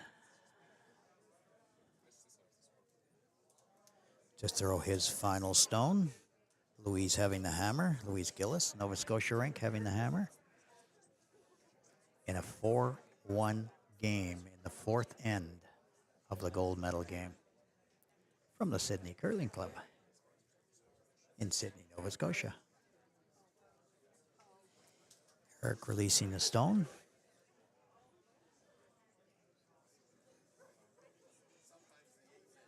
I think they're playing that way outside just to be safe. Maybe looking for a bit of a tap in. Looking a little light. Sweeper's on it. Yeah, we're just gonna leave it out front, just over the hog line. So 1, 2, 3, 4. Well, there's about 5 or so stones, 6 of stones out front. So there's a lot of junk out front. It's going to be very, very difficult to come into that British Columbia stone, which is shot rock.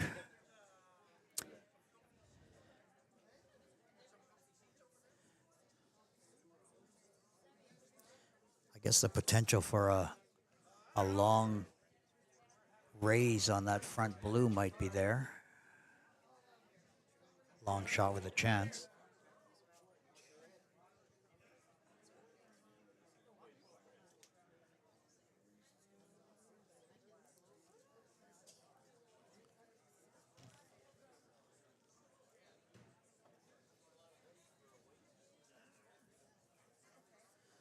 Louise is in the hack. What do you see them going for here? What do you I think they were looking at that raise. Yeah, I think so too.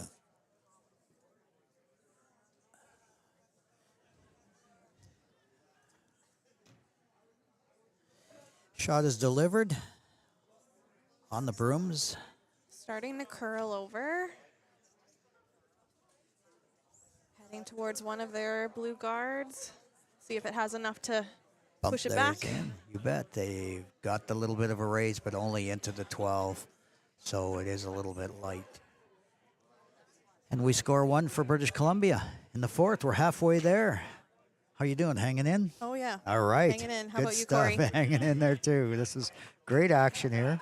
Nova Scotia and British Columbia in the gold medal game of the Canadian Vision Impaired Curling Championships. Thanks for tuning in on this Friday afternoon. I guess morning in some parts of the country. Hello to everybody listening in, watching in. Full marks to the team here for putting this all together. It's been great. Whether you're watching or listening to the coverage today, we hope you've enjoyed it thus far.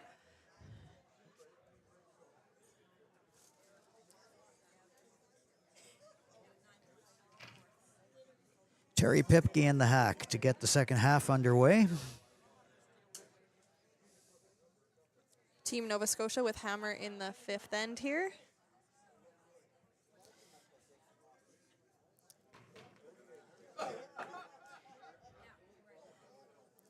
And needing some points to get back into this one.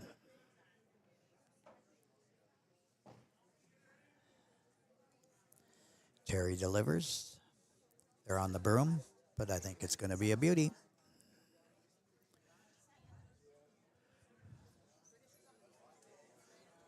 All 3 of them on the broom. Eric jumping on it also. And they are going to bring it right into the rings. Nice shot, Terry, biting the 12.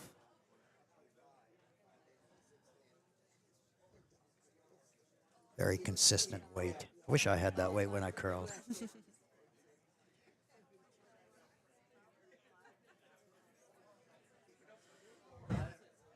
Another wonderfully consistent curler is Mary Campbell,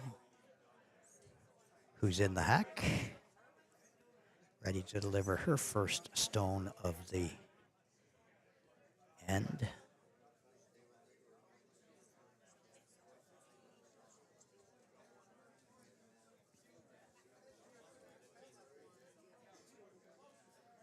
In case you missed it earlier, Team Canada from Edmonton defeating Manitoba in the bronze medal game. Mary releasing her stone on the brooms. But it's going to be a beauty too, I think.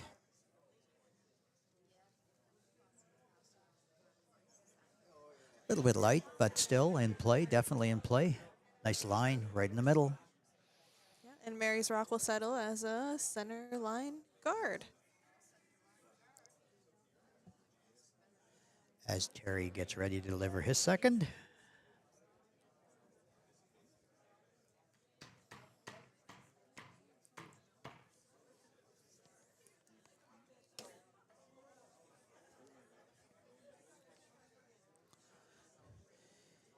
Releasing the stone now. Vic and Fraser on the brooms. Terry got a little outside there, I think. But it's coming in nicely. Might be a little shy. Little light. Yeah. Gee, back in the day, you had to buy a round if you hogged one. I'm not sure if that's still the case or not, but if so, Terry owes everybody a drink. I think it depends on the teams that are playing. Knowing that bunch, it's real.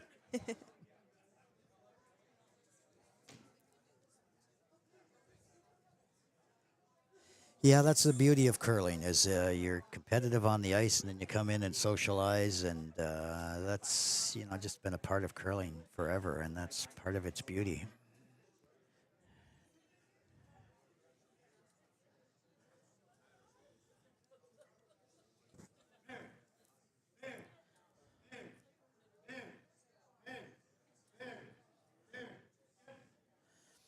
When Mary delivers her stone, Sydney Francis calls out her name at the hog line to help her identify where she's to release the stone. So it's a mechanism that they use. Like I say, some people use lights on brooms and brooms held at the hog line. So every team's got a unique way of doing it.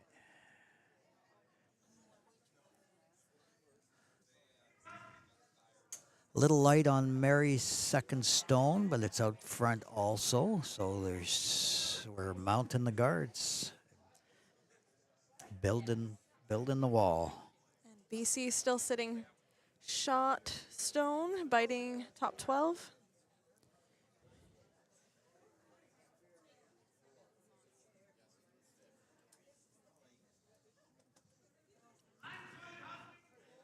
Russell Gervais throwing his first stone.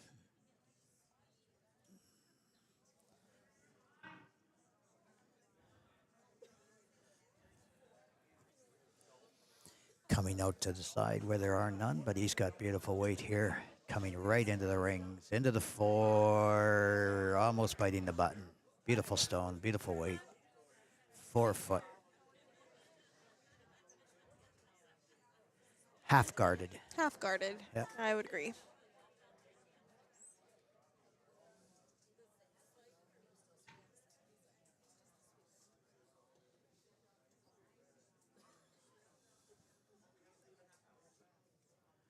Anthony Shaw on the hack. Ready to deliver his first stone.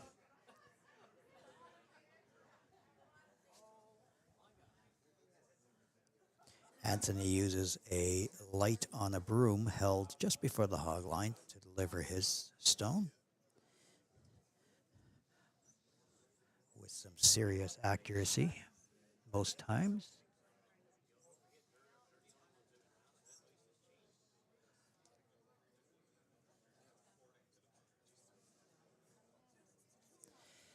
Anthony a little light too, so we're another guard out front there. So we have 3 Nova Scotia stones out front of the rings that can obviously be utilized for something, but still we have first and second stone belonging to British Columbia. Shot stone is is in the 4 foot, about 12 o'clock, and the second shot stone is about 11 o'clock in the 12. Out front of the house, if you're looking down at it. Russell Gervais will throw his second stone.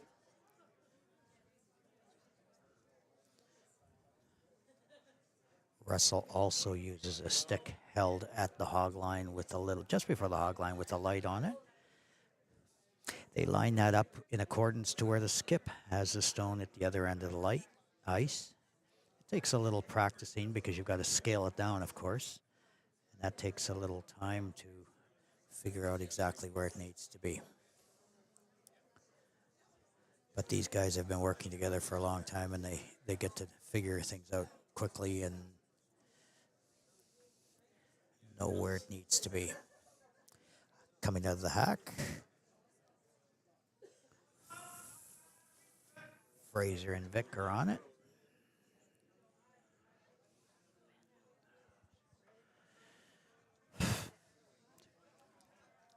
Went out pretty wide. He did. Still coming back now nicely. Oh, just about there. Not quite biting the 12.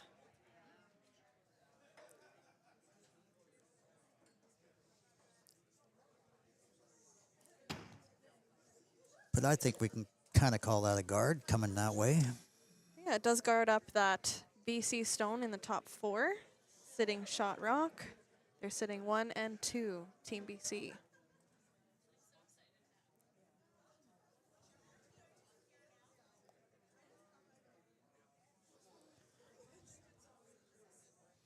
Anthony Shaw throwing his second stone.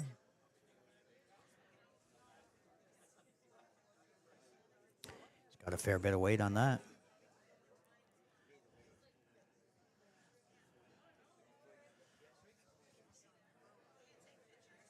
Also coming around wide with that one.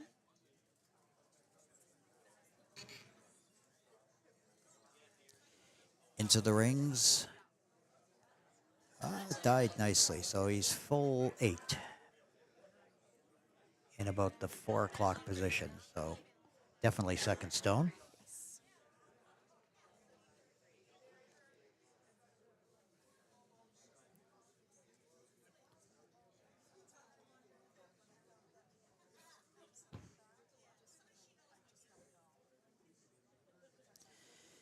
Into the hack, Fraser Hiltz for his first stone.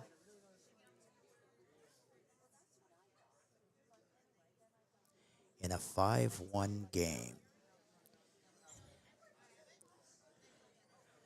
Fraser releasing.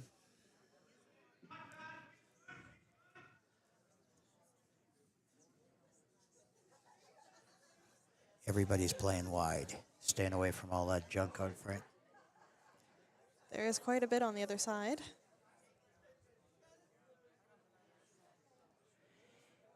And Fraser's a bit light, but again, leaving it out front there, so taking that away from Nova Scotia.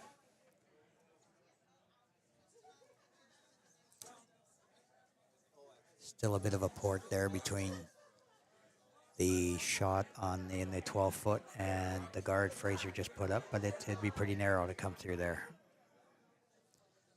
So I think Nova Scotia's coming the other side, attempting a draw, because the shot stone is pretty guarded up. And not even a potential for a raised takeout or anything there, because the 2 stones in the front of the house are both belonging to British Columbia too. So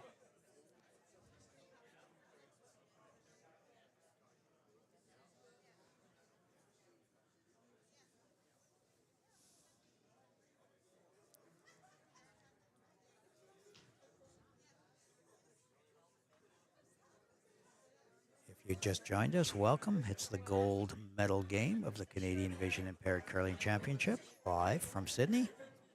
Live streamed for you, the Sydney Curling Club YouTube page. And no matter how you got here, we hope you're enjoying the game, whether it's via the Canadian Council of Blind website or any other mechanism.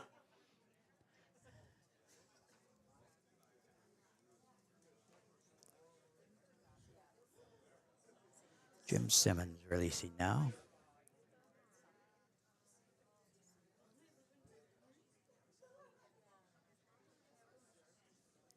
Also playing wide out there. I think they're looking to come around that BC guard that they just threw.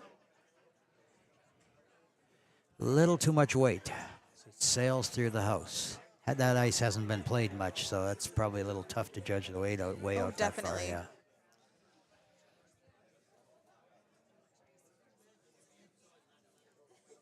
Usually ice that far out can be a bit sticky, so you tend to put a little extra weight on. That's probably what happened there. That tends to happen out there, yes, for sure. Fraser getting ready to throw his second stone.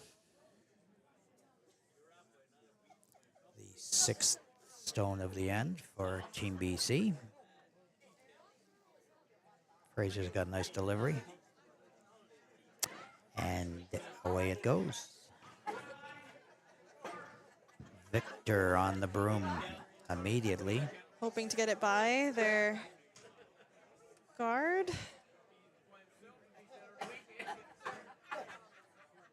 And that's going to be a little light, just plugging it up even more out front. I'm not sure if that was the intent or not. Probably it was. I mean, they really, with the score being what it is, I guess you don't have to go after a whole ton here. It is 5-1 for British Columbia.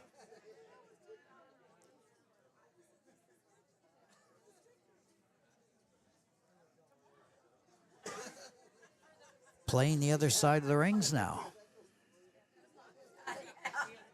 Again, out wide on that side as well. Trying to get around that cluster out front. And they're taking it out of play. Did it hit the I side? do believe it did. I think he got a little too wide out there and it hit the boards. The virtual boards.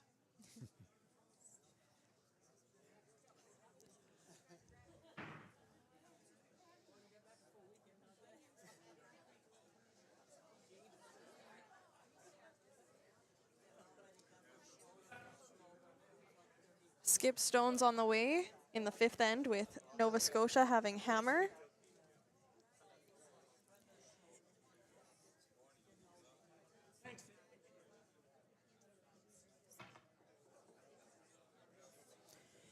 In a game that Nova Scotia needs to score some points on quickly to stay in this.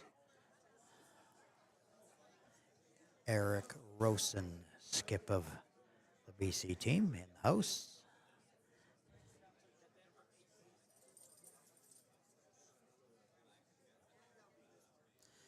Again, going way wide to try to sneak in there. And he might have a beauty here. Looks like it is past the guard. Oh, and No, it'll just rubbed tick it. it. Yeah. It curled quite a bit at the end.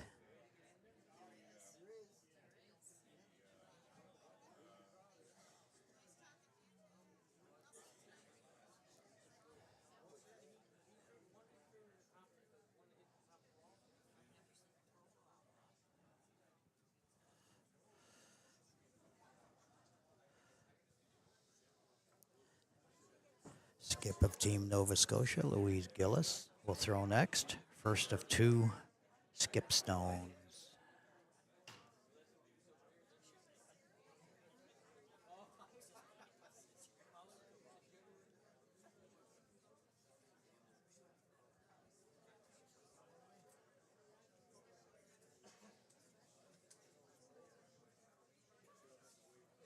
In a 5-1 game, Team British Columbia ahead of the home crowd favorites here in the Sydney Curling Club.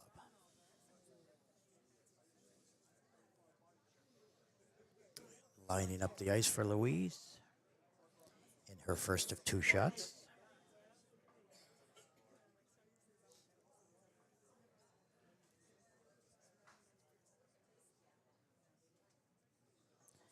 And Louise is out of the hack.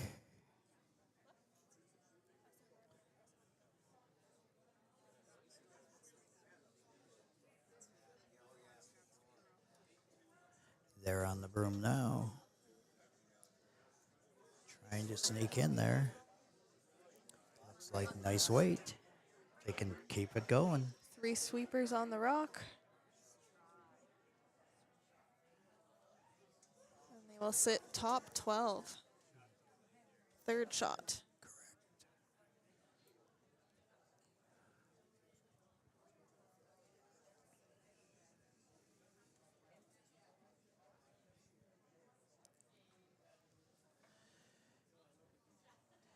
BC stone still shot rock in the 4 foot on the tee line. And probably will be there at the end because there is a lot of rocks out front. It'll be tough to get around everything. Absolutely.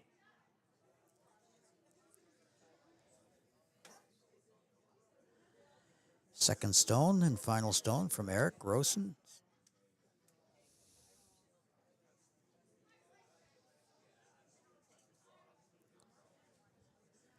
Playing it way outside too. Comes in a little bit now, but it's going to rub on one of those front guards.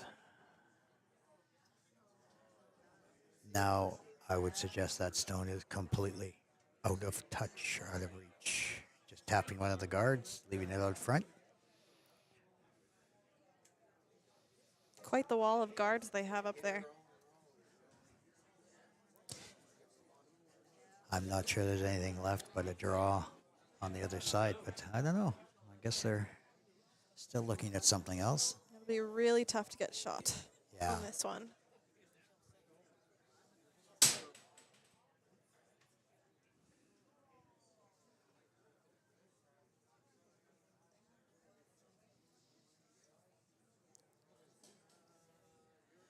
Team Canada, the bronze medal winner at the event. And this game here will determine the gold and silver.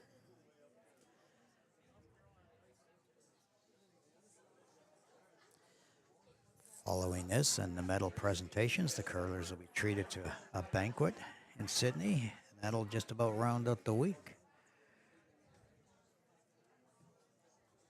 Many of them heading back to their respective provinces tomorrow.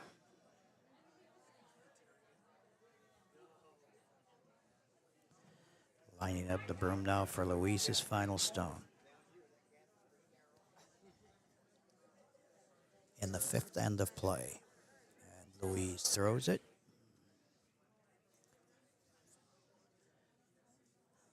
Having to go way wide because of all that junk out front. And it looks like it could be wrecking on one of those stones that is out front there, as it has. So it will be another steal of one for Team BC.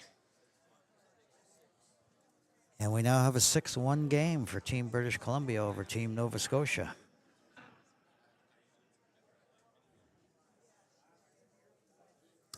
As we enter the 6th end of play.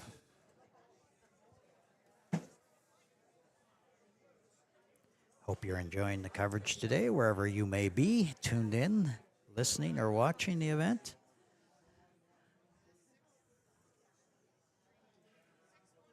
The power of the internet. Could be watching anywhere. Is there blind curling in Russia? Who knows? Yeah, I have no idea. Maybe that'll do it. Somebody in Sweden will watch this and say, yeah, let's do that. Next year we can come back to the international. That would be pretty cool. Yeah.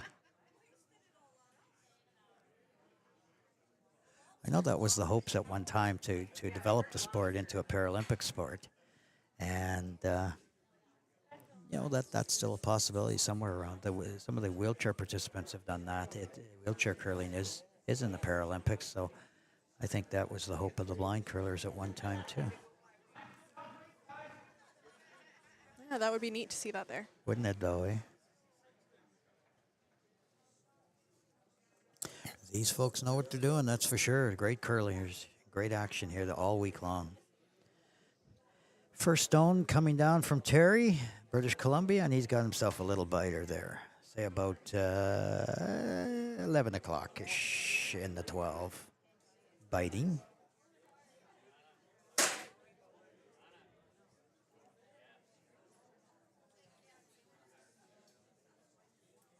Again, wanting to thank all the volunteers and supporters of the event here in Sydney this week. It's been a wonderful week. Hospitality, second to none. Everybody's been super friendly and super kind and accommodating, and we've really enjoyed being in Sydney for the entire week and the entire event. Thank you. Yes, absolutely. Hoping to be back out here again someday. I agree. I know I will be, but I'm coming in the summer. In the summertime, yes. And I'm coming after like a big diet so that I can eat lots. All the food. All the food. Starve myself for like a year and then come out here. And that was Mary's first rock on Team Nova Scotia. It looks like it just went out of play. Yes. It's one of the few that have gone out of play. She's been very, very consistent the entire event.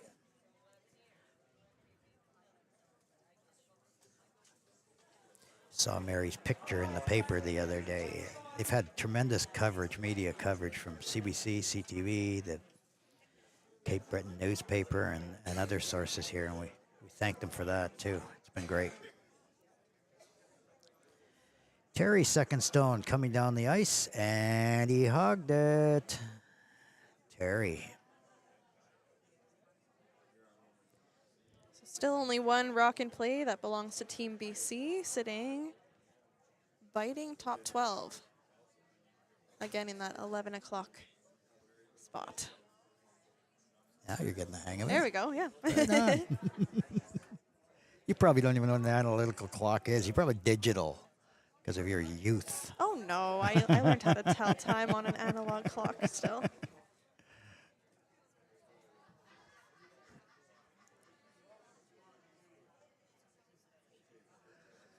Second stone from Mary Campbell. Line is perfect. It might be a little hot. Not at all. Beautiful stone. Into the 4, into the full 8. Sitting back 8, Team Nova Scotia, shot rock.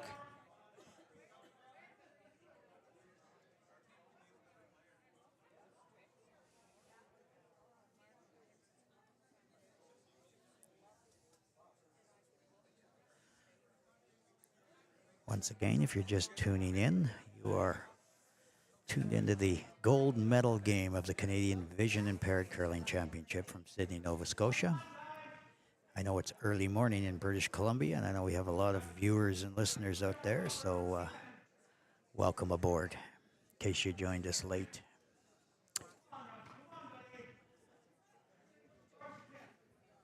First of the second stones from Team BC. Swept in, and they are now shot rock biting the 4 in about the 2 o'clock position. Or 1, probably. So 2 rocks in play. British Columbia is counting. Well, actually 3 rocks in play. There's one out front too. So 3 rocks in play. BC is counting. Nova Scotia second rock and BC third rock out in front.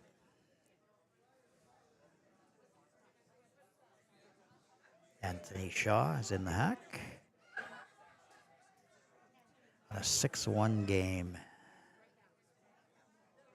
for Team British Columbia over Nova Scotia. And Team Nova Scotia still with Hammer in the 6th end. Team Nova Scotia qualified for the game with a 7-0 record during round robin play. They had a really, really good event. Here comes a stone right through the house. Right by. Just missing it. And out the back. Very, very close. They almost had a perfect takeout there. So close.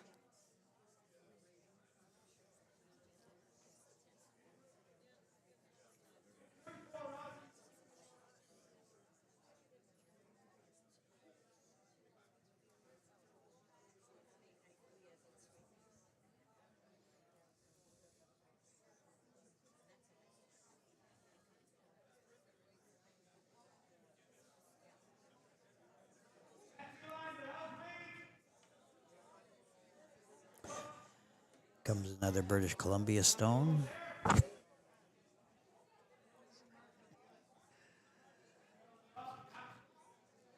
the brooms. Trying to plug that up, I would assume. Yeah, looks like they'll get another one in there. Yes, I do. Oh, that's close though. BC still sitting shot stone. It's tough to say who's second shot there. Both BC and Nova Scotia have one sitting full 8.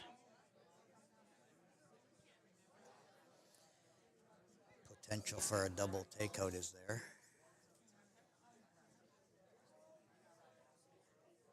On the part of Nova Scotia.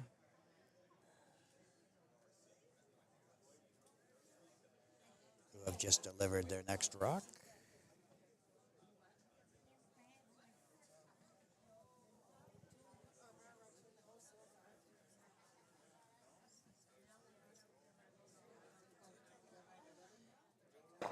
And they got one.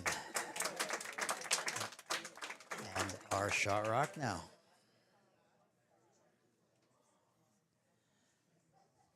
Down the middle, they thought they might have even had a shot at 2 there, but they definitely did get shot rock and have shot rock now.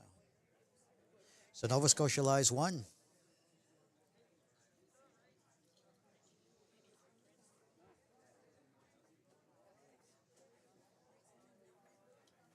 Looks like BC will be going after it. It's wide open. Now's the chance. It's about the first end we haven't had, 30 rocks out front. It's wide open out front. No guards in play this end. That's very strange. Yes.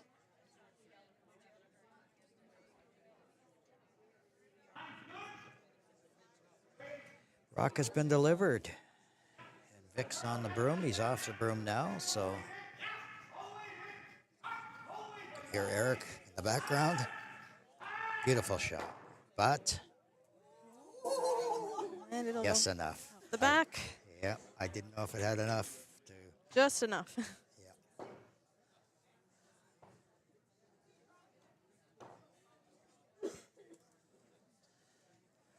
Left the shooter, though, as third stone. So I think we're looking at, I don't know. It's tough to say who's sitting shot right now. That is tough, very tough. Might come down to another measure. We'll see what else they can get in play.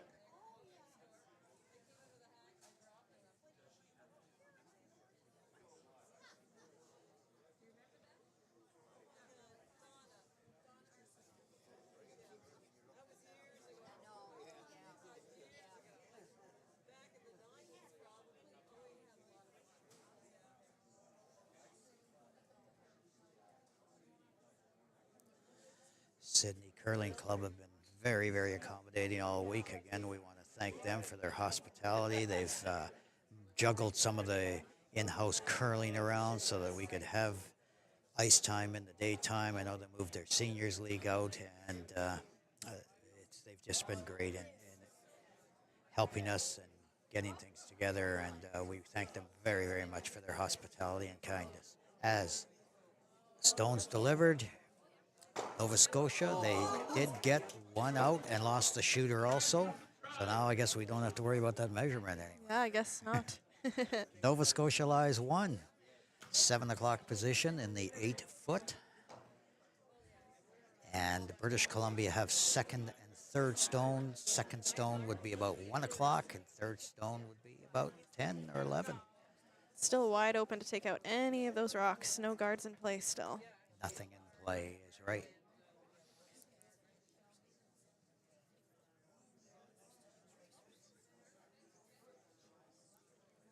So what are they looking at here, in your opinion? A guard on that red?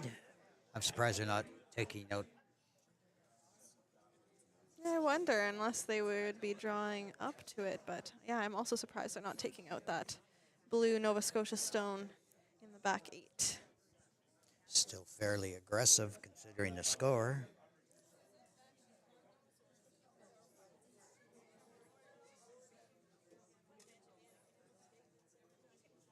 Maybe try to tap it back or something. I can't see it being that much ice required for a takeout. No. But it is bending as Fraser has let it go, so very light. Just over the hog line in front of the house. guarding that blue Nova Scotia stone in the back 8. Yeah, I don't think that was intentional. No, I don't think Fraser's so part. either. It's a long guard, but it is a guard. Can definitely still get by that one.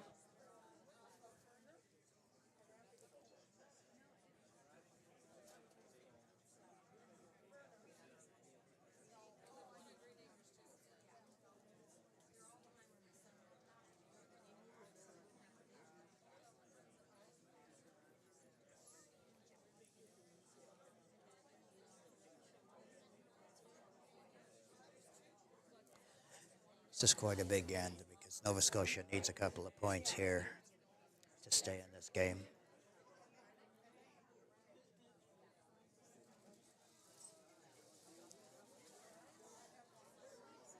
Jim Simmons releasing his stone.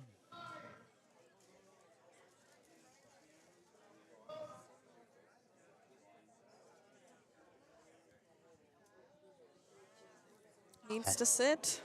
Yeah, had nice line, but just a little too heavy. It's still Still setting. yeah, Oh, actually, that's shot true. stone. That is now shot stone. You're right. It kind of died at the back of the rings there. So Nova Scotia looking at shot and second stone here.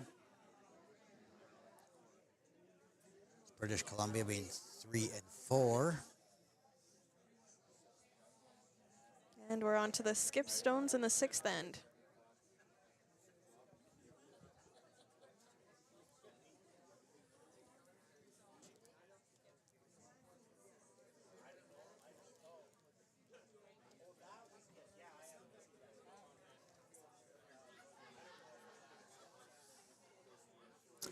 Eric Rosen in the hack.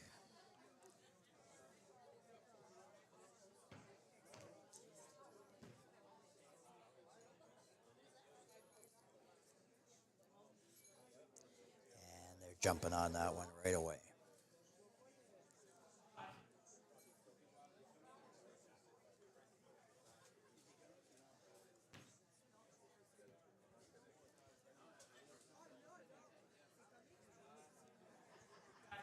Brought it a long way, but it did die in the 12 at the front of the house.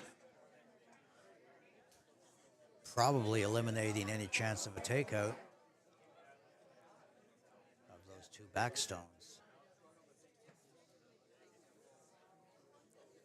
Team Nova Scotia looking at taking out the BC Rock, sitting 3rd shot to sit 3. Yeah, I'm not sure I'd play that. I don't know. I might draw. Well, drawing in from the side, too. I guess it's there. I mean, it certainly is there, but I'm not sure. It's either a draw or a takeout.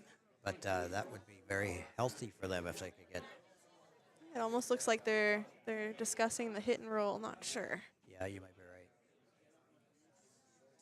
Just based on what they're looking at there.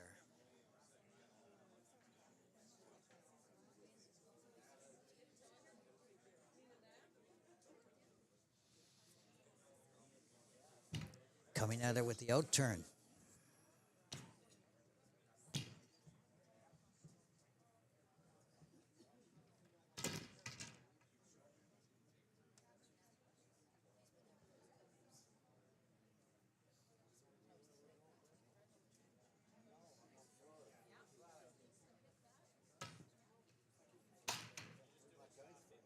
Six to 1 is the score in case you're just joining us. British Columbia over Nova Scotia.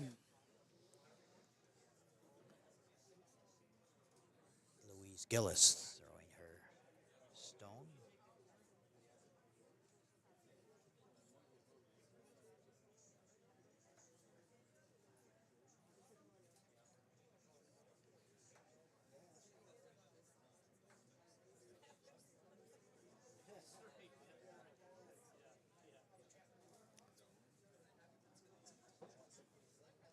Her first stone just delivered. Sweepers are on it. Looks like nice line. Trying to hold it. Nicely done. So Nova Scotia counting 3 at the moment. Louise taking that British Columbia stone out, tapping it back. It's still in the 12, but it's now 4th stone. Didn't quite get that rollover that they might have wanted, but No, you're right. A little guard in behind those reds would have been sweet, but I'm sure they'll take it.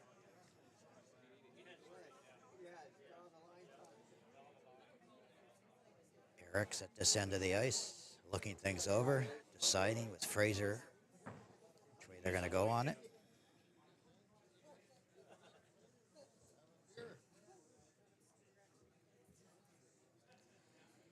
I think they've settled on their approach, and he's heading down the ice now to deliver his final stone of the end.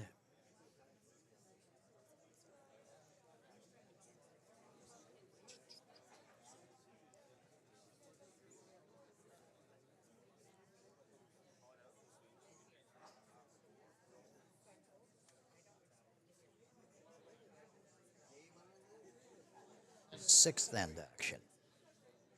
Canadian Vision Impaired Curling Championships, the gold medal game. Thanks for tuning in on live stream on the YouTube channel of the Sydney Curling Club. And Eric releases.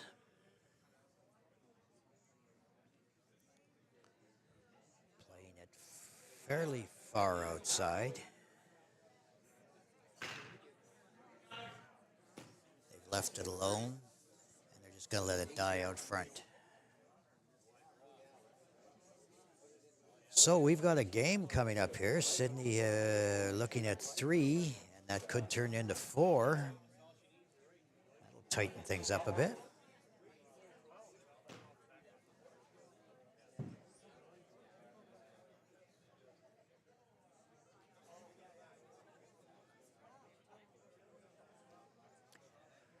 What are you doing here, Coach?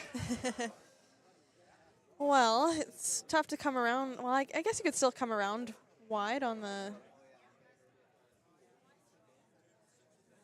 Yeah, right that side. front guard is way just across the hog line, so there probably is space for like it. Well, you don't really need to tap that in because it's third rock. I guess it's just a draw. Yeah. Pretty well, yeah.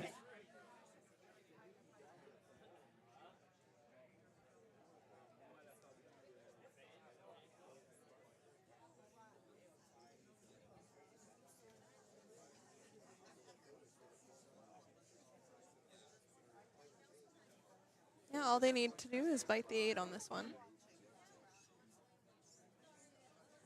Correct, and that's right. That's wide open on that side. It'd be a big point for Louise. It would bring her back into this game for sure.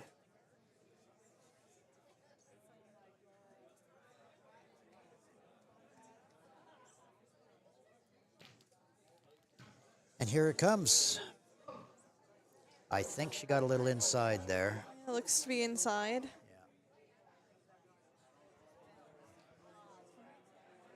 It could tap the red in, and it has tapped the red in, but cut them down to 2 from 3. Louise got a little inside, tapped one of British Columbia stones in front of the house in for third shot, so she did eliminate one of her points there, but we're going to give her 2, and it's now a 6-3 game. 2 ends to play. So, we still got a game.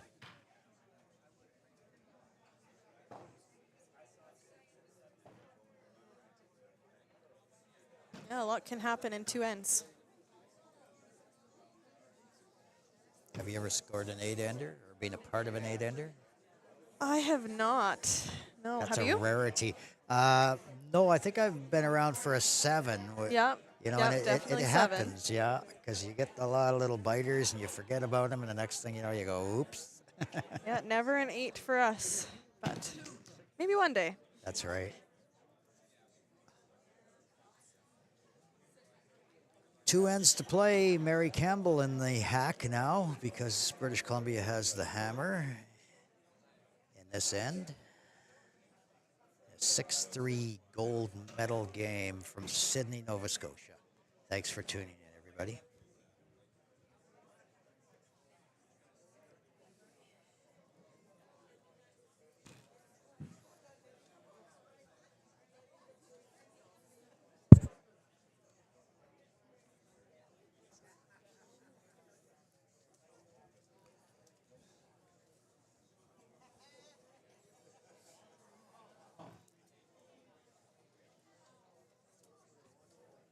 It is absolutely packed in this rink. I think a lot of people are here to see the hometown rink, and probably just a fascination about hearing about blind curling all week. Come out to see what it's all about. Happy they are. Mary releasing her first stone in the 7th end. Look at that line, right down the middle. Fantastic and great for weight. Sweepers are on it. And it'll be a guard. It will be a couple feet short of the house. Probably could have jumped that one a little earlier and brought it a little further. But hindsight is 20/20.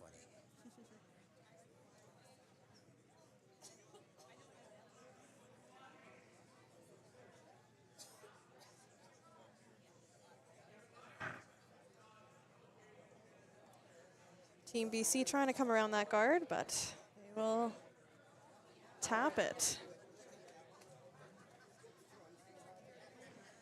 Raised it in, so there you go. That's why it's important to leave a few out there. So Terry has raised theirs into the 4 foot.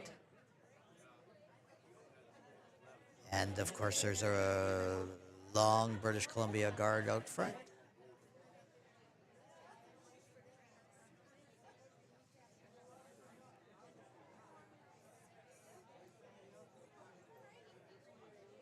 Mary Campbell throwing her second stone.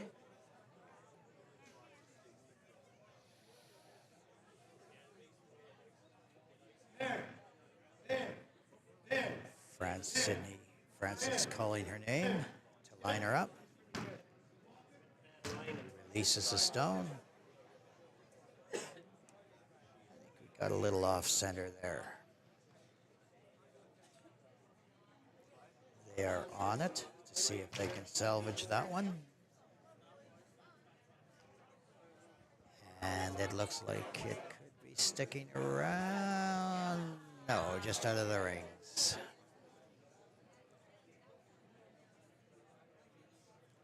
It did look like it might stick around for a biter. Yeah, I thought it might too.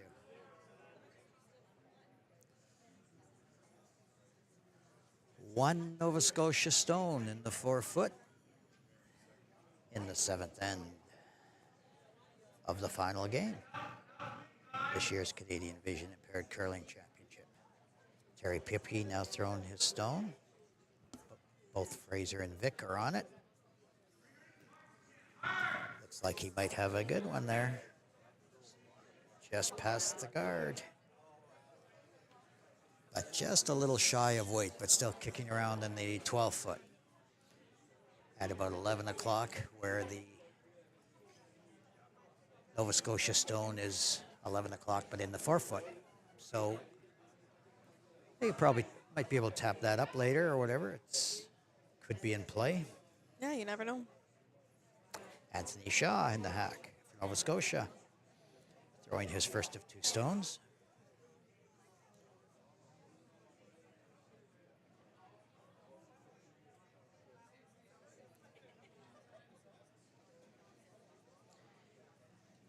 Releases the stone.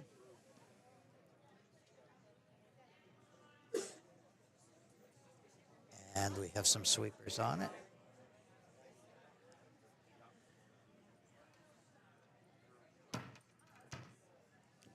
Starting to dive toward that BC guard out front. And a little rub, a little tap in. So it's double guarded now. Not what he was hoping for, I don't think. Probably with a little more weight, that would have been right there. Yeah, I think so.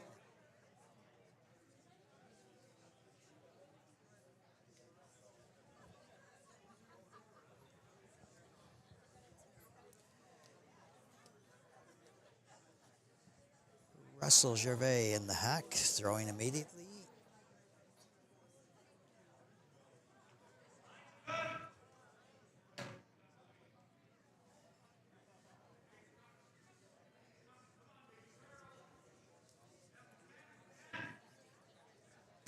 Russell Stone, they are on it now, grooming it a little bit, but not much. Looks a And little it's heavy. right through the house, just missing it. Well, he stuck around in the biting the 8. I'm surprised. It kind of died. It died, yeah. Yeah. As soon as it hit that tee line. It did. So Nova Scotia counting 1, British Columbia 2. And lots of potential. We have a whole side of the rings open for all kinds of draws and things. As Anthony Shaw throws his second of 2 stones in the 7th end. In a 6-3 game, British Columbia leads.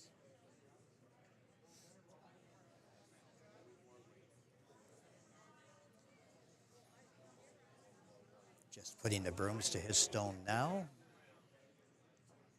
Coming from that open side. He's past the guards, onto his own. But no damage done, split them up, and now Nova Scotia would be lying 2. And some good separation between the two, too, so no chance for a double. Not that I know much about that. I think it would be pretty tough to make a double on this. I think so, too. I don't think that's there. No.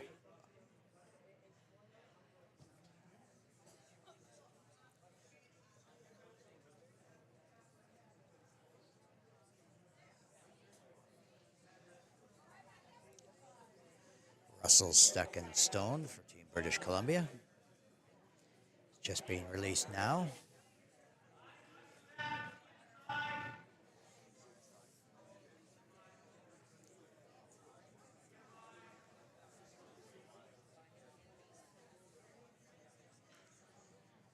And it looks to be a little light. He's probably going to rub on those guards out front. No harm, no foul. 3 sort of guards out front. On the shooter's right-hand side of the tee line. Lots of room on the left-hand side if you're shooting. And Nova Scotia continues to lie 2. 2 stones biting the 4. Shot stone is exposed right now, but that second shot stone is pretty guarded, I would say. I would agree with that.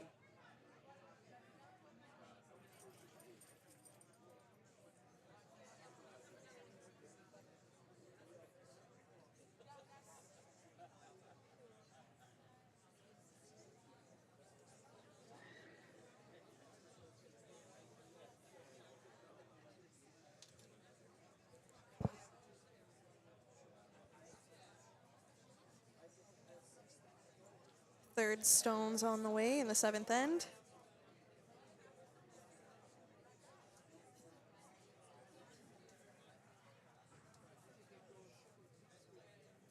In a 6-3 game.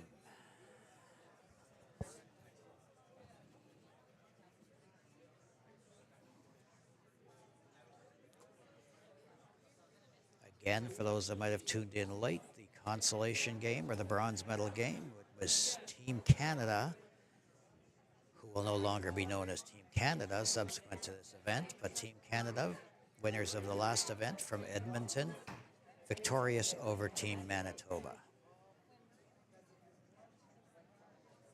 Jen Simmons releasing his stone.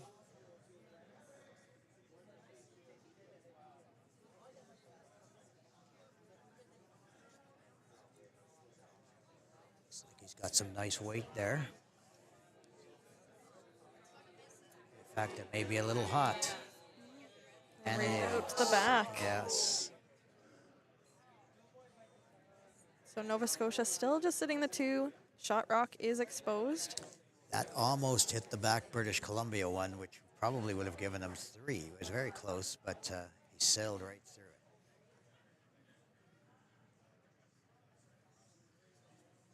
And I think British Columbia is suggesting to themselves that this might be the time to get rid of that Nova Scotia's turn while it's still wide open.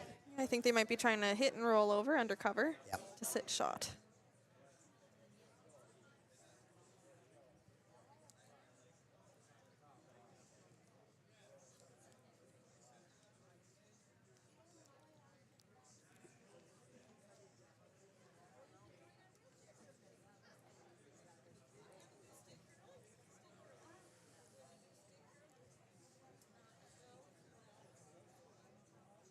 They might be looking at the draw now. Yeah, I think they've changed it up. Reconsidered.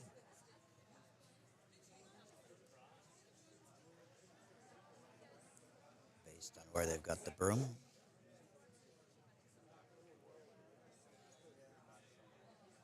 So you could plop one in behind all that stuff in the front. Might be a solid move. They would need to sit at least full 4. Fraser Hiltz in the hack, delivering his first. And releasing the stone. Looks to be right on the broom. Victor is sweeping.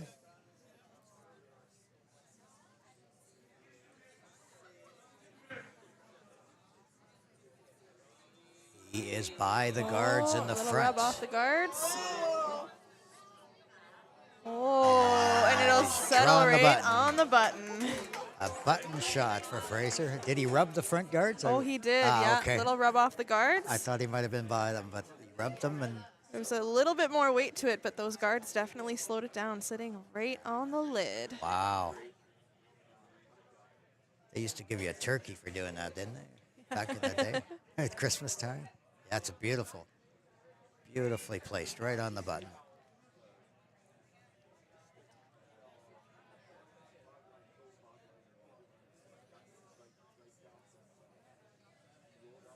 How long will it be there, though? That's the question, because we're calling for a takeout now, obviously.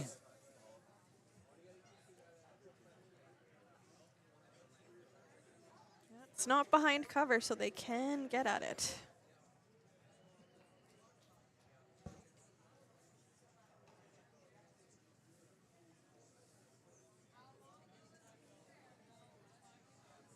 And Jim has released his stone.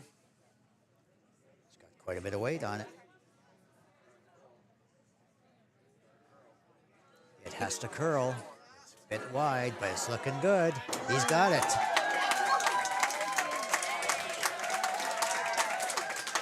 Nice shot. Nova Scotia line 2 now. BC is third stone, and Nova Scotia is perhaps, yes, 4. We'll call it 4 for sure. Yes.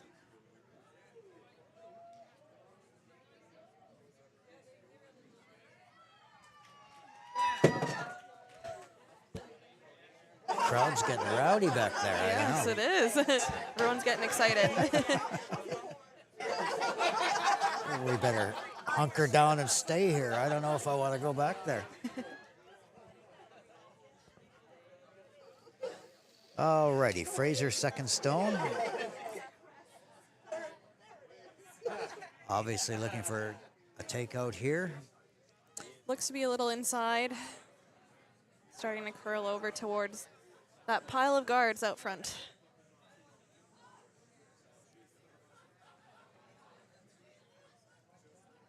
It's quite light. Yes, it sure is.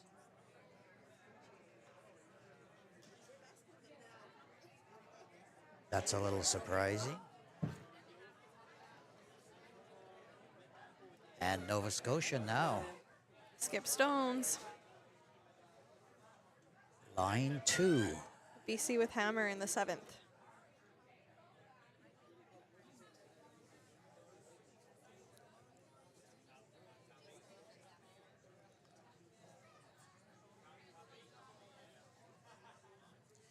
So would it be worth playing up to that red one and trying to eliminate it for If- 4? Yeah, if they can get there. Yeah. I don't know if it curls off that center line. Well, it probably would. You get by that bunch of guards. They might be able to get there. It is lying back 8.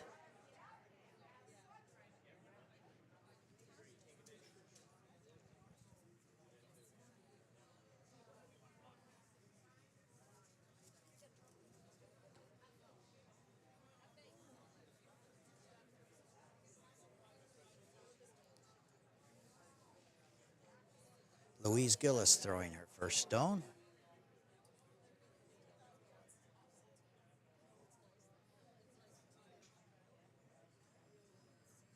There's a big rock, a big end.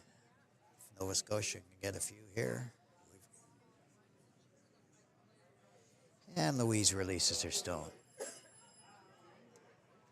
Following it down are the sweepers. They're on it.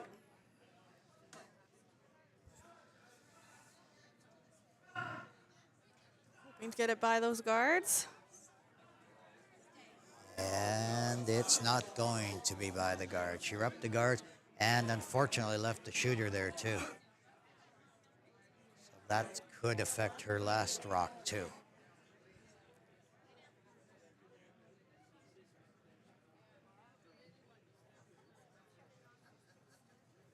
Team BC looking at the hit and roll.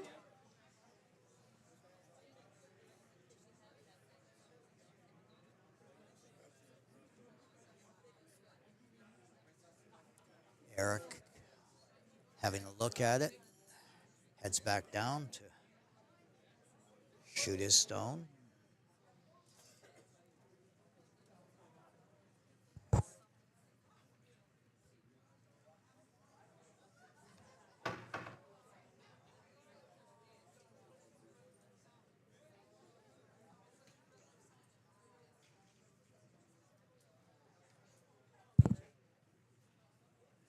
First of 2.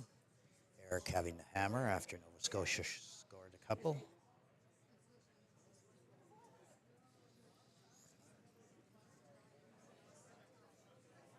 Or no.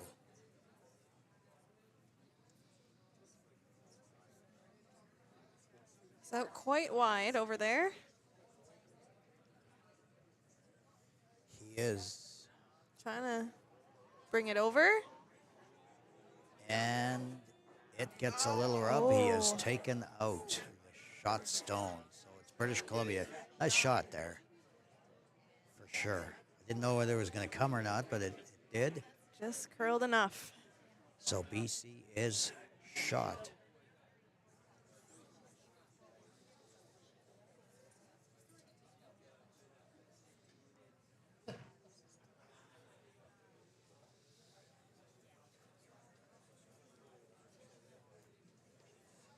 Louise throwing her final stone here. About to anyway.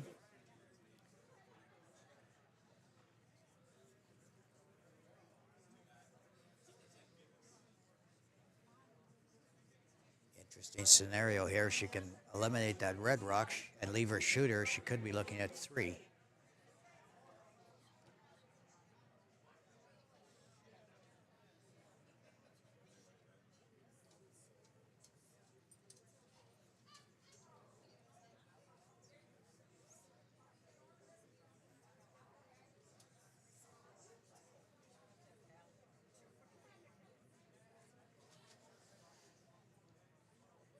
Sydney Francis lining the broom. Louise comes out of the hack and looks to be right on the stick at this end. She's giving it a bit more weight, so it looks like they're chasing that red rock in the 4-foot. Just by the guard. Inside, yeah. Oh, and she'll hit her own. But no damage done from a perspective of BC lies 1 and Nova Scotia lies 2. Second rock. And BC with hammer. If they can eliminate this one here, they would score 2.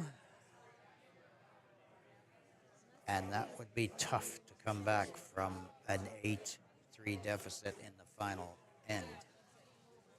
But we shall see. You never know in this game. No, you're absolutely right.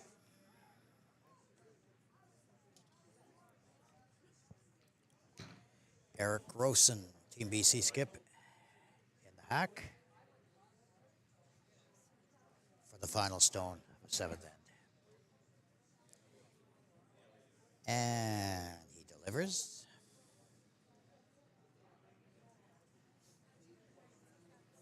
Sweeper is on it. That's curling a ton. Trying to hold it. Yeah, great sweeping. Rubbed it. So it'll end up being a 1 stone for British Columbia,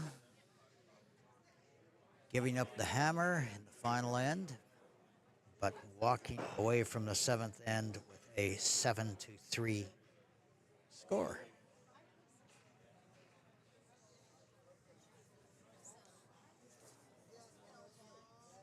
Coincidentally, that's how the game in the round robin competition ended, 7-3.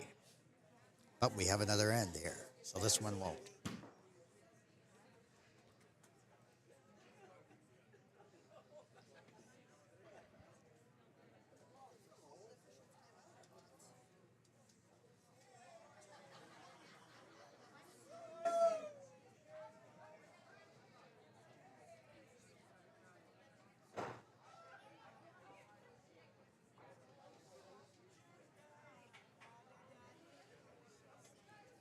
We are about to broadcast for you the final end of the Canadian Division Impaired Curling Championship from Sydney, Nova Scotia. Thank you for tuning in today on the live stream.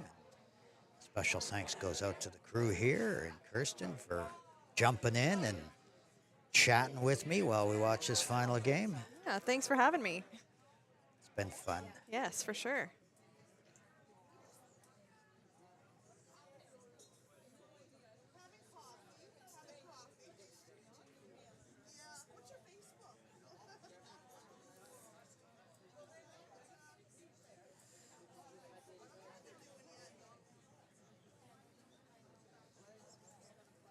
I believe they're taking a timeout. Not sure why, I didn't see an official timeout called, but but our official is out there. he is. So we're just wondering what's going on here. But I think whatever it was, they've got it straightened out. It looks like they're getting set up for the 8th end now.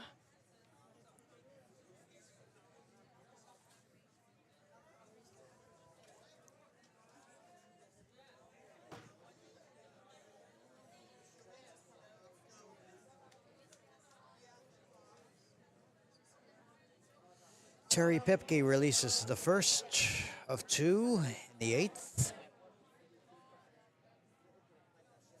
Nova Scotia with hammer in the 8th end here. And they need points. 7-3 game coming home. Terry got a little heavy there. Perhaps that was the intent, just to keep it clean. Yeah, sometimes you never know, especially when you're up.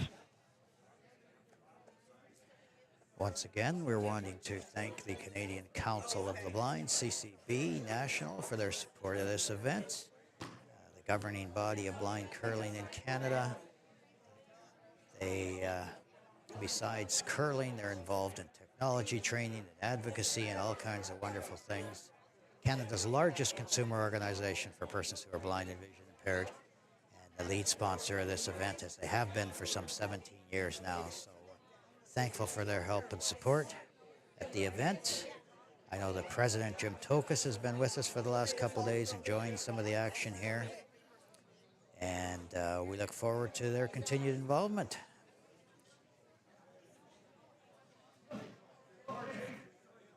Mary Campbell releases her first of 2. Just outside of the house.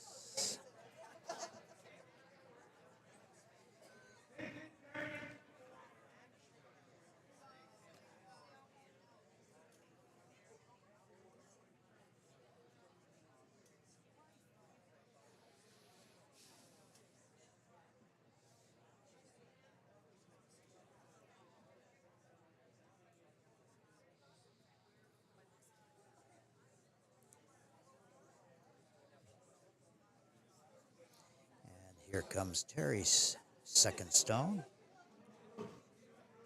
Playing that same ice.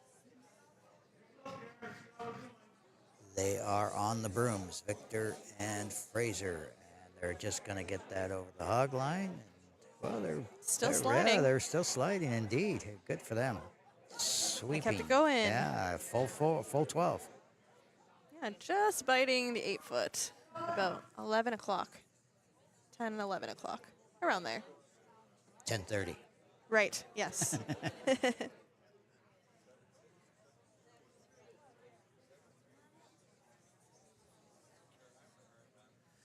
One counting stone for British Columbia as Mary releases her second stone, or is about to anyway.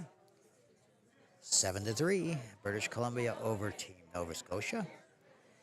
Getting the BC Club curling out of the Prince George Golf and Country Club.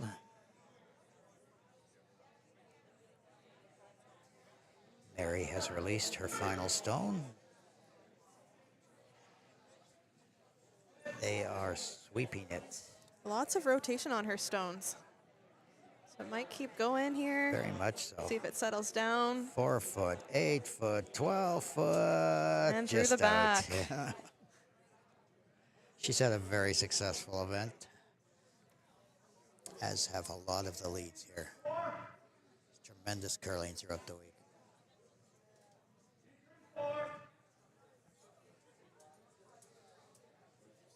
Had a total round-robin event with 8 teams participating, culminating with the medal games today. But there were 2 draws on Monday, Tuesday, Wednesday, a final draw Thursday morning, and of course the playoffs today. It's been a very, very successful week.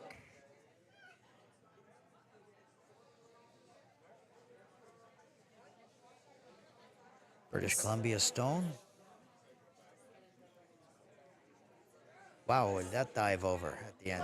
Did, and it'll settle just outside of the house. Another garden play.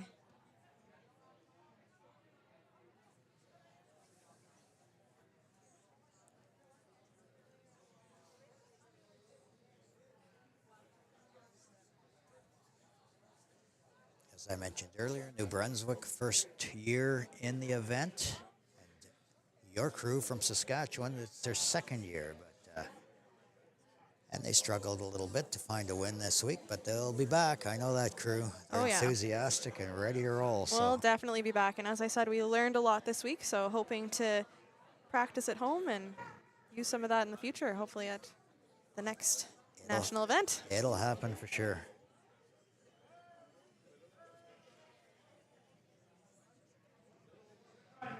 Nova Scotia's leaving their stone just out in front of the house. Another gardish, perhaps. 3 stones in front of the house, 2 belonging to Nova Scotia, 1 British Columbia stone. British Columbia lane 1. I think we settled on 10:30 in the biting the 8.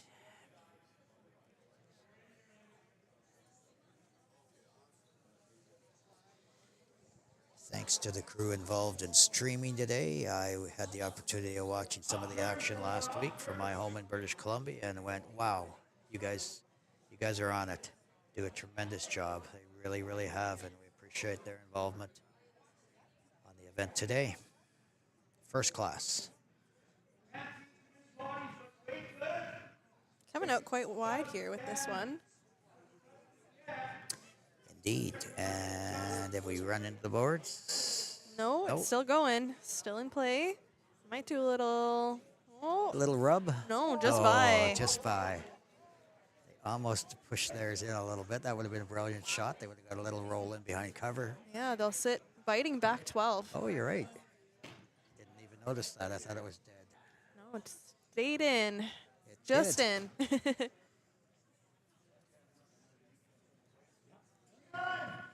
So, British Columbia line 2 in the 8th.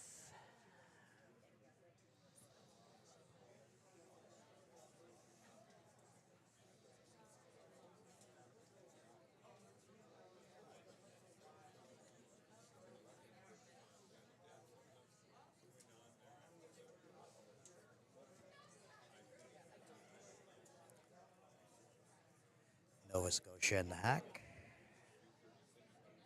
Desperately needing some points here.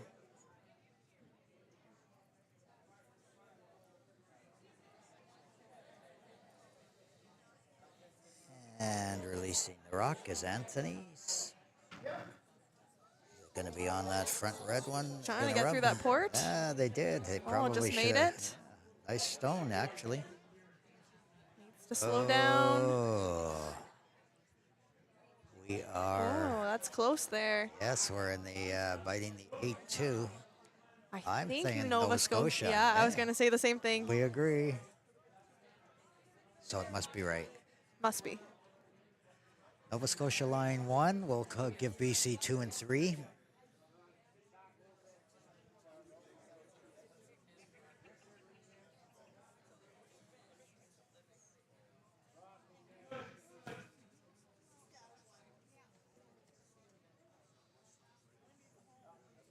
In the 8th end of the final game at this year's Canadian Vision Impaired Curling Championship, coming to you live from Sydney, Nova Scotia, Cape Breton, where they have really good food. I keep saying that, don't I? British Columbia, throwing stones. Fraser Hiltz, first stone. Victor is on it. Really starting to curl. It's coming over, yeah. It really is curling quite a bit. Probably going to rub that front guard. That's probably why he got on it. That's Tap it back a bit. Not much, though. Oh, just plug the hole up a little bit, though. It might be a little more difficult to get. If, however, I don't think that species' biggest concern being up by 4 points. I think they'd be quite happy giving up one if they had to.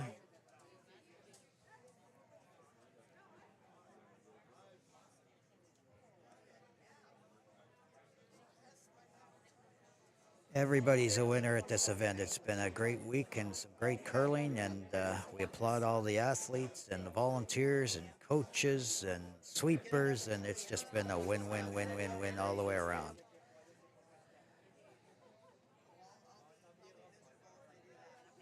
Nova Scotia in the Hack. Anthony Shaw releasing.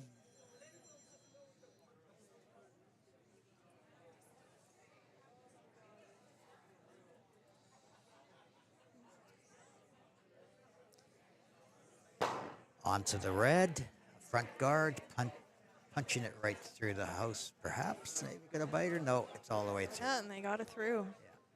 Yeah.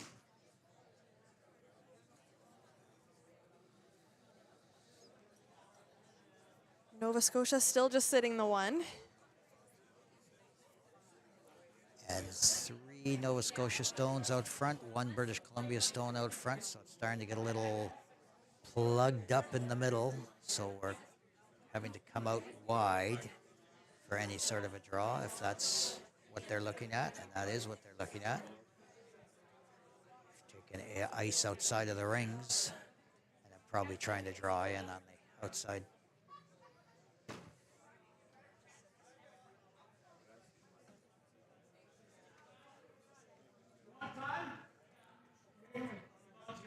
Fraser has called for time, I do believe.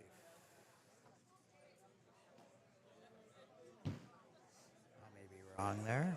I thought that's the signal he was giving. Yes.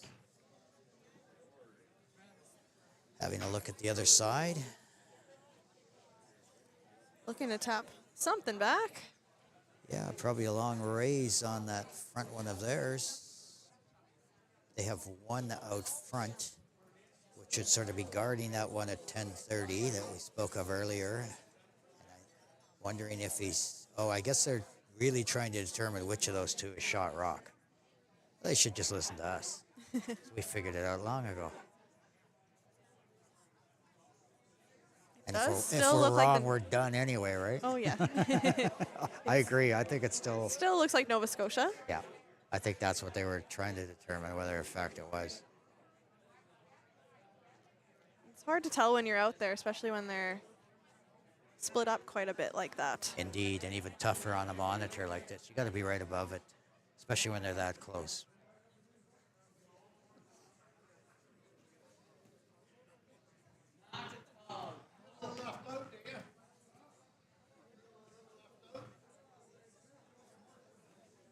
Well, I think they've settled on something. Fraser's in the hack. At a 7-3 game, 8th end action. CVICC.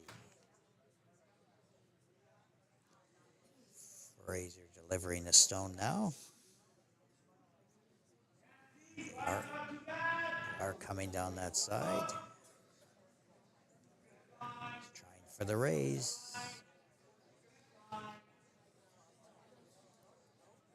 See if it'll have enough. Not enough, I don't believe. Oh, Oh, maybe. they're sweeping it. Yeah. Great shot. I didn't know that would have enough, but it was a good call and a good shot. That's what they were looking at. They raised that front guard into the 8-foot, full 8 at the top of the house. Yep, sitting center line or 12 o'clock. Now you got it. Yeah. You nailed it. No dispute there. We can't even call it 12:15. No, it's right on that center line, top 8. At British Columbia. One for sure. We're saying 2. Maybe 1. We'll see what Louise, or not Louise, it's Jim Simmons is throwing now. Or is it still Anthony? No. It's Anthony Stone coming down. We are rubbing the front guard, which does open it up a bit. That guard that British Columbia just put, there were 2 guarding stones in front of it, but it's open from one side. A little tricky still to come around those front guards, I would think, but I would say it is a tad more exposed.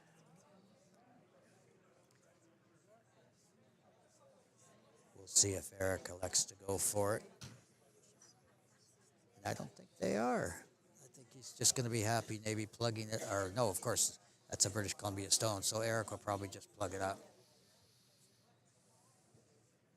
Leave a guard Yeah, you out might as front. well with Yeah. the lead that they have.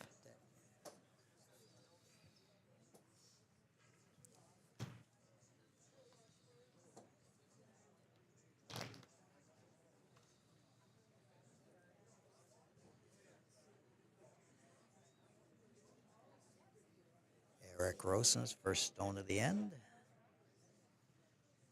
Coming out. They're on the broom.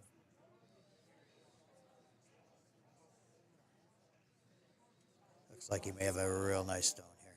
I think that's exactly what they wanted. Yep. It's going a little further. Yeah, it's true. It's in the rings. Little split here. Nope. It hit it dead on. So Team BC sitting 2, maybe 3.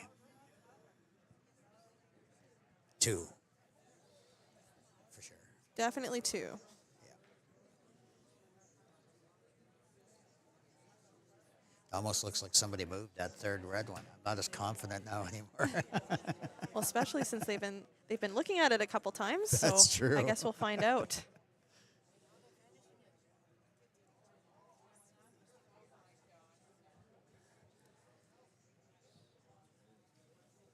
Team Nova Scotia skip Louise Gillis, who's very instrumental in putting this whole event together, and we thank her for her energy and efforts throughout the whole week as the host committee chairperson and skip of Team Nova Scotia. She's been busy lady this week.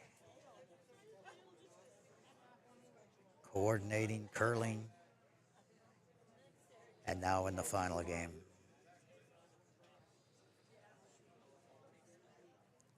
But in tough here at a 7-3 score as we finish up the 8th end. The first of Skip Stones in the 8th.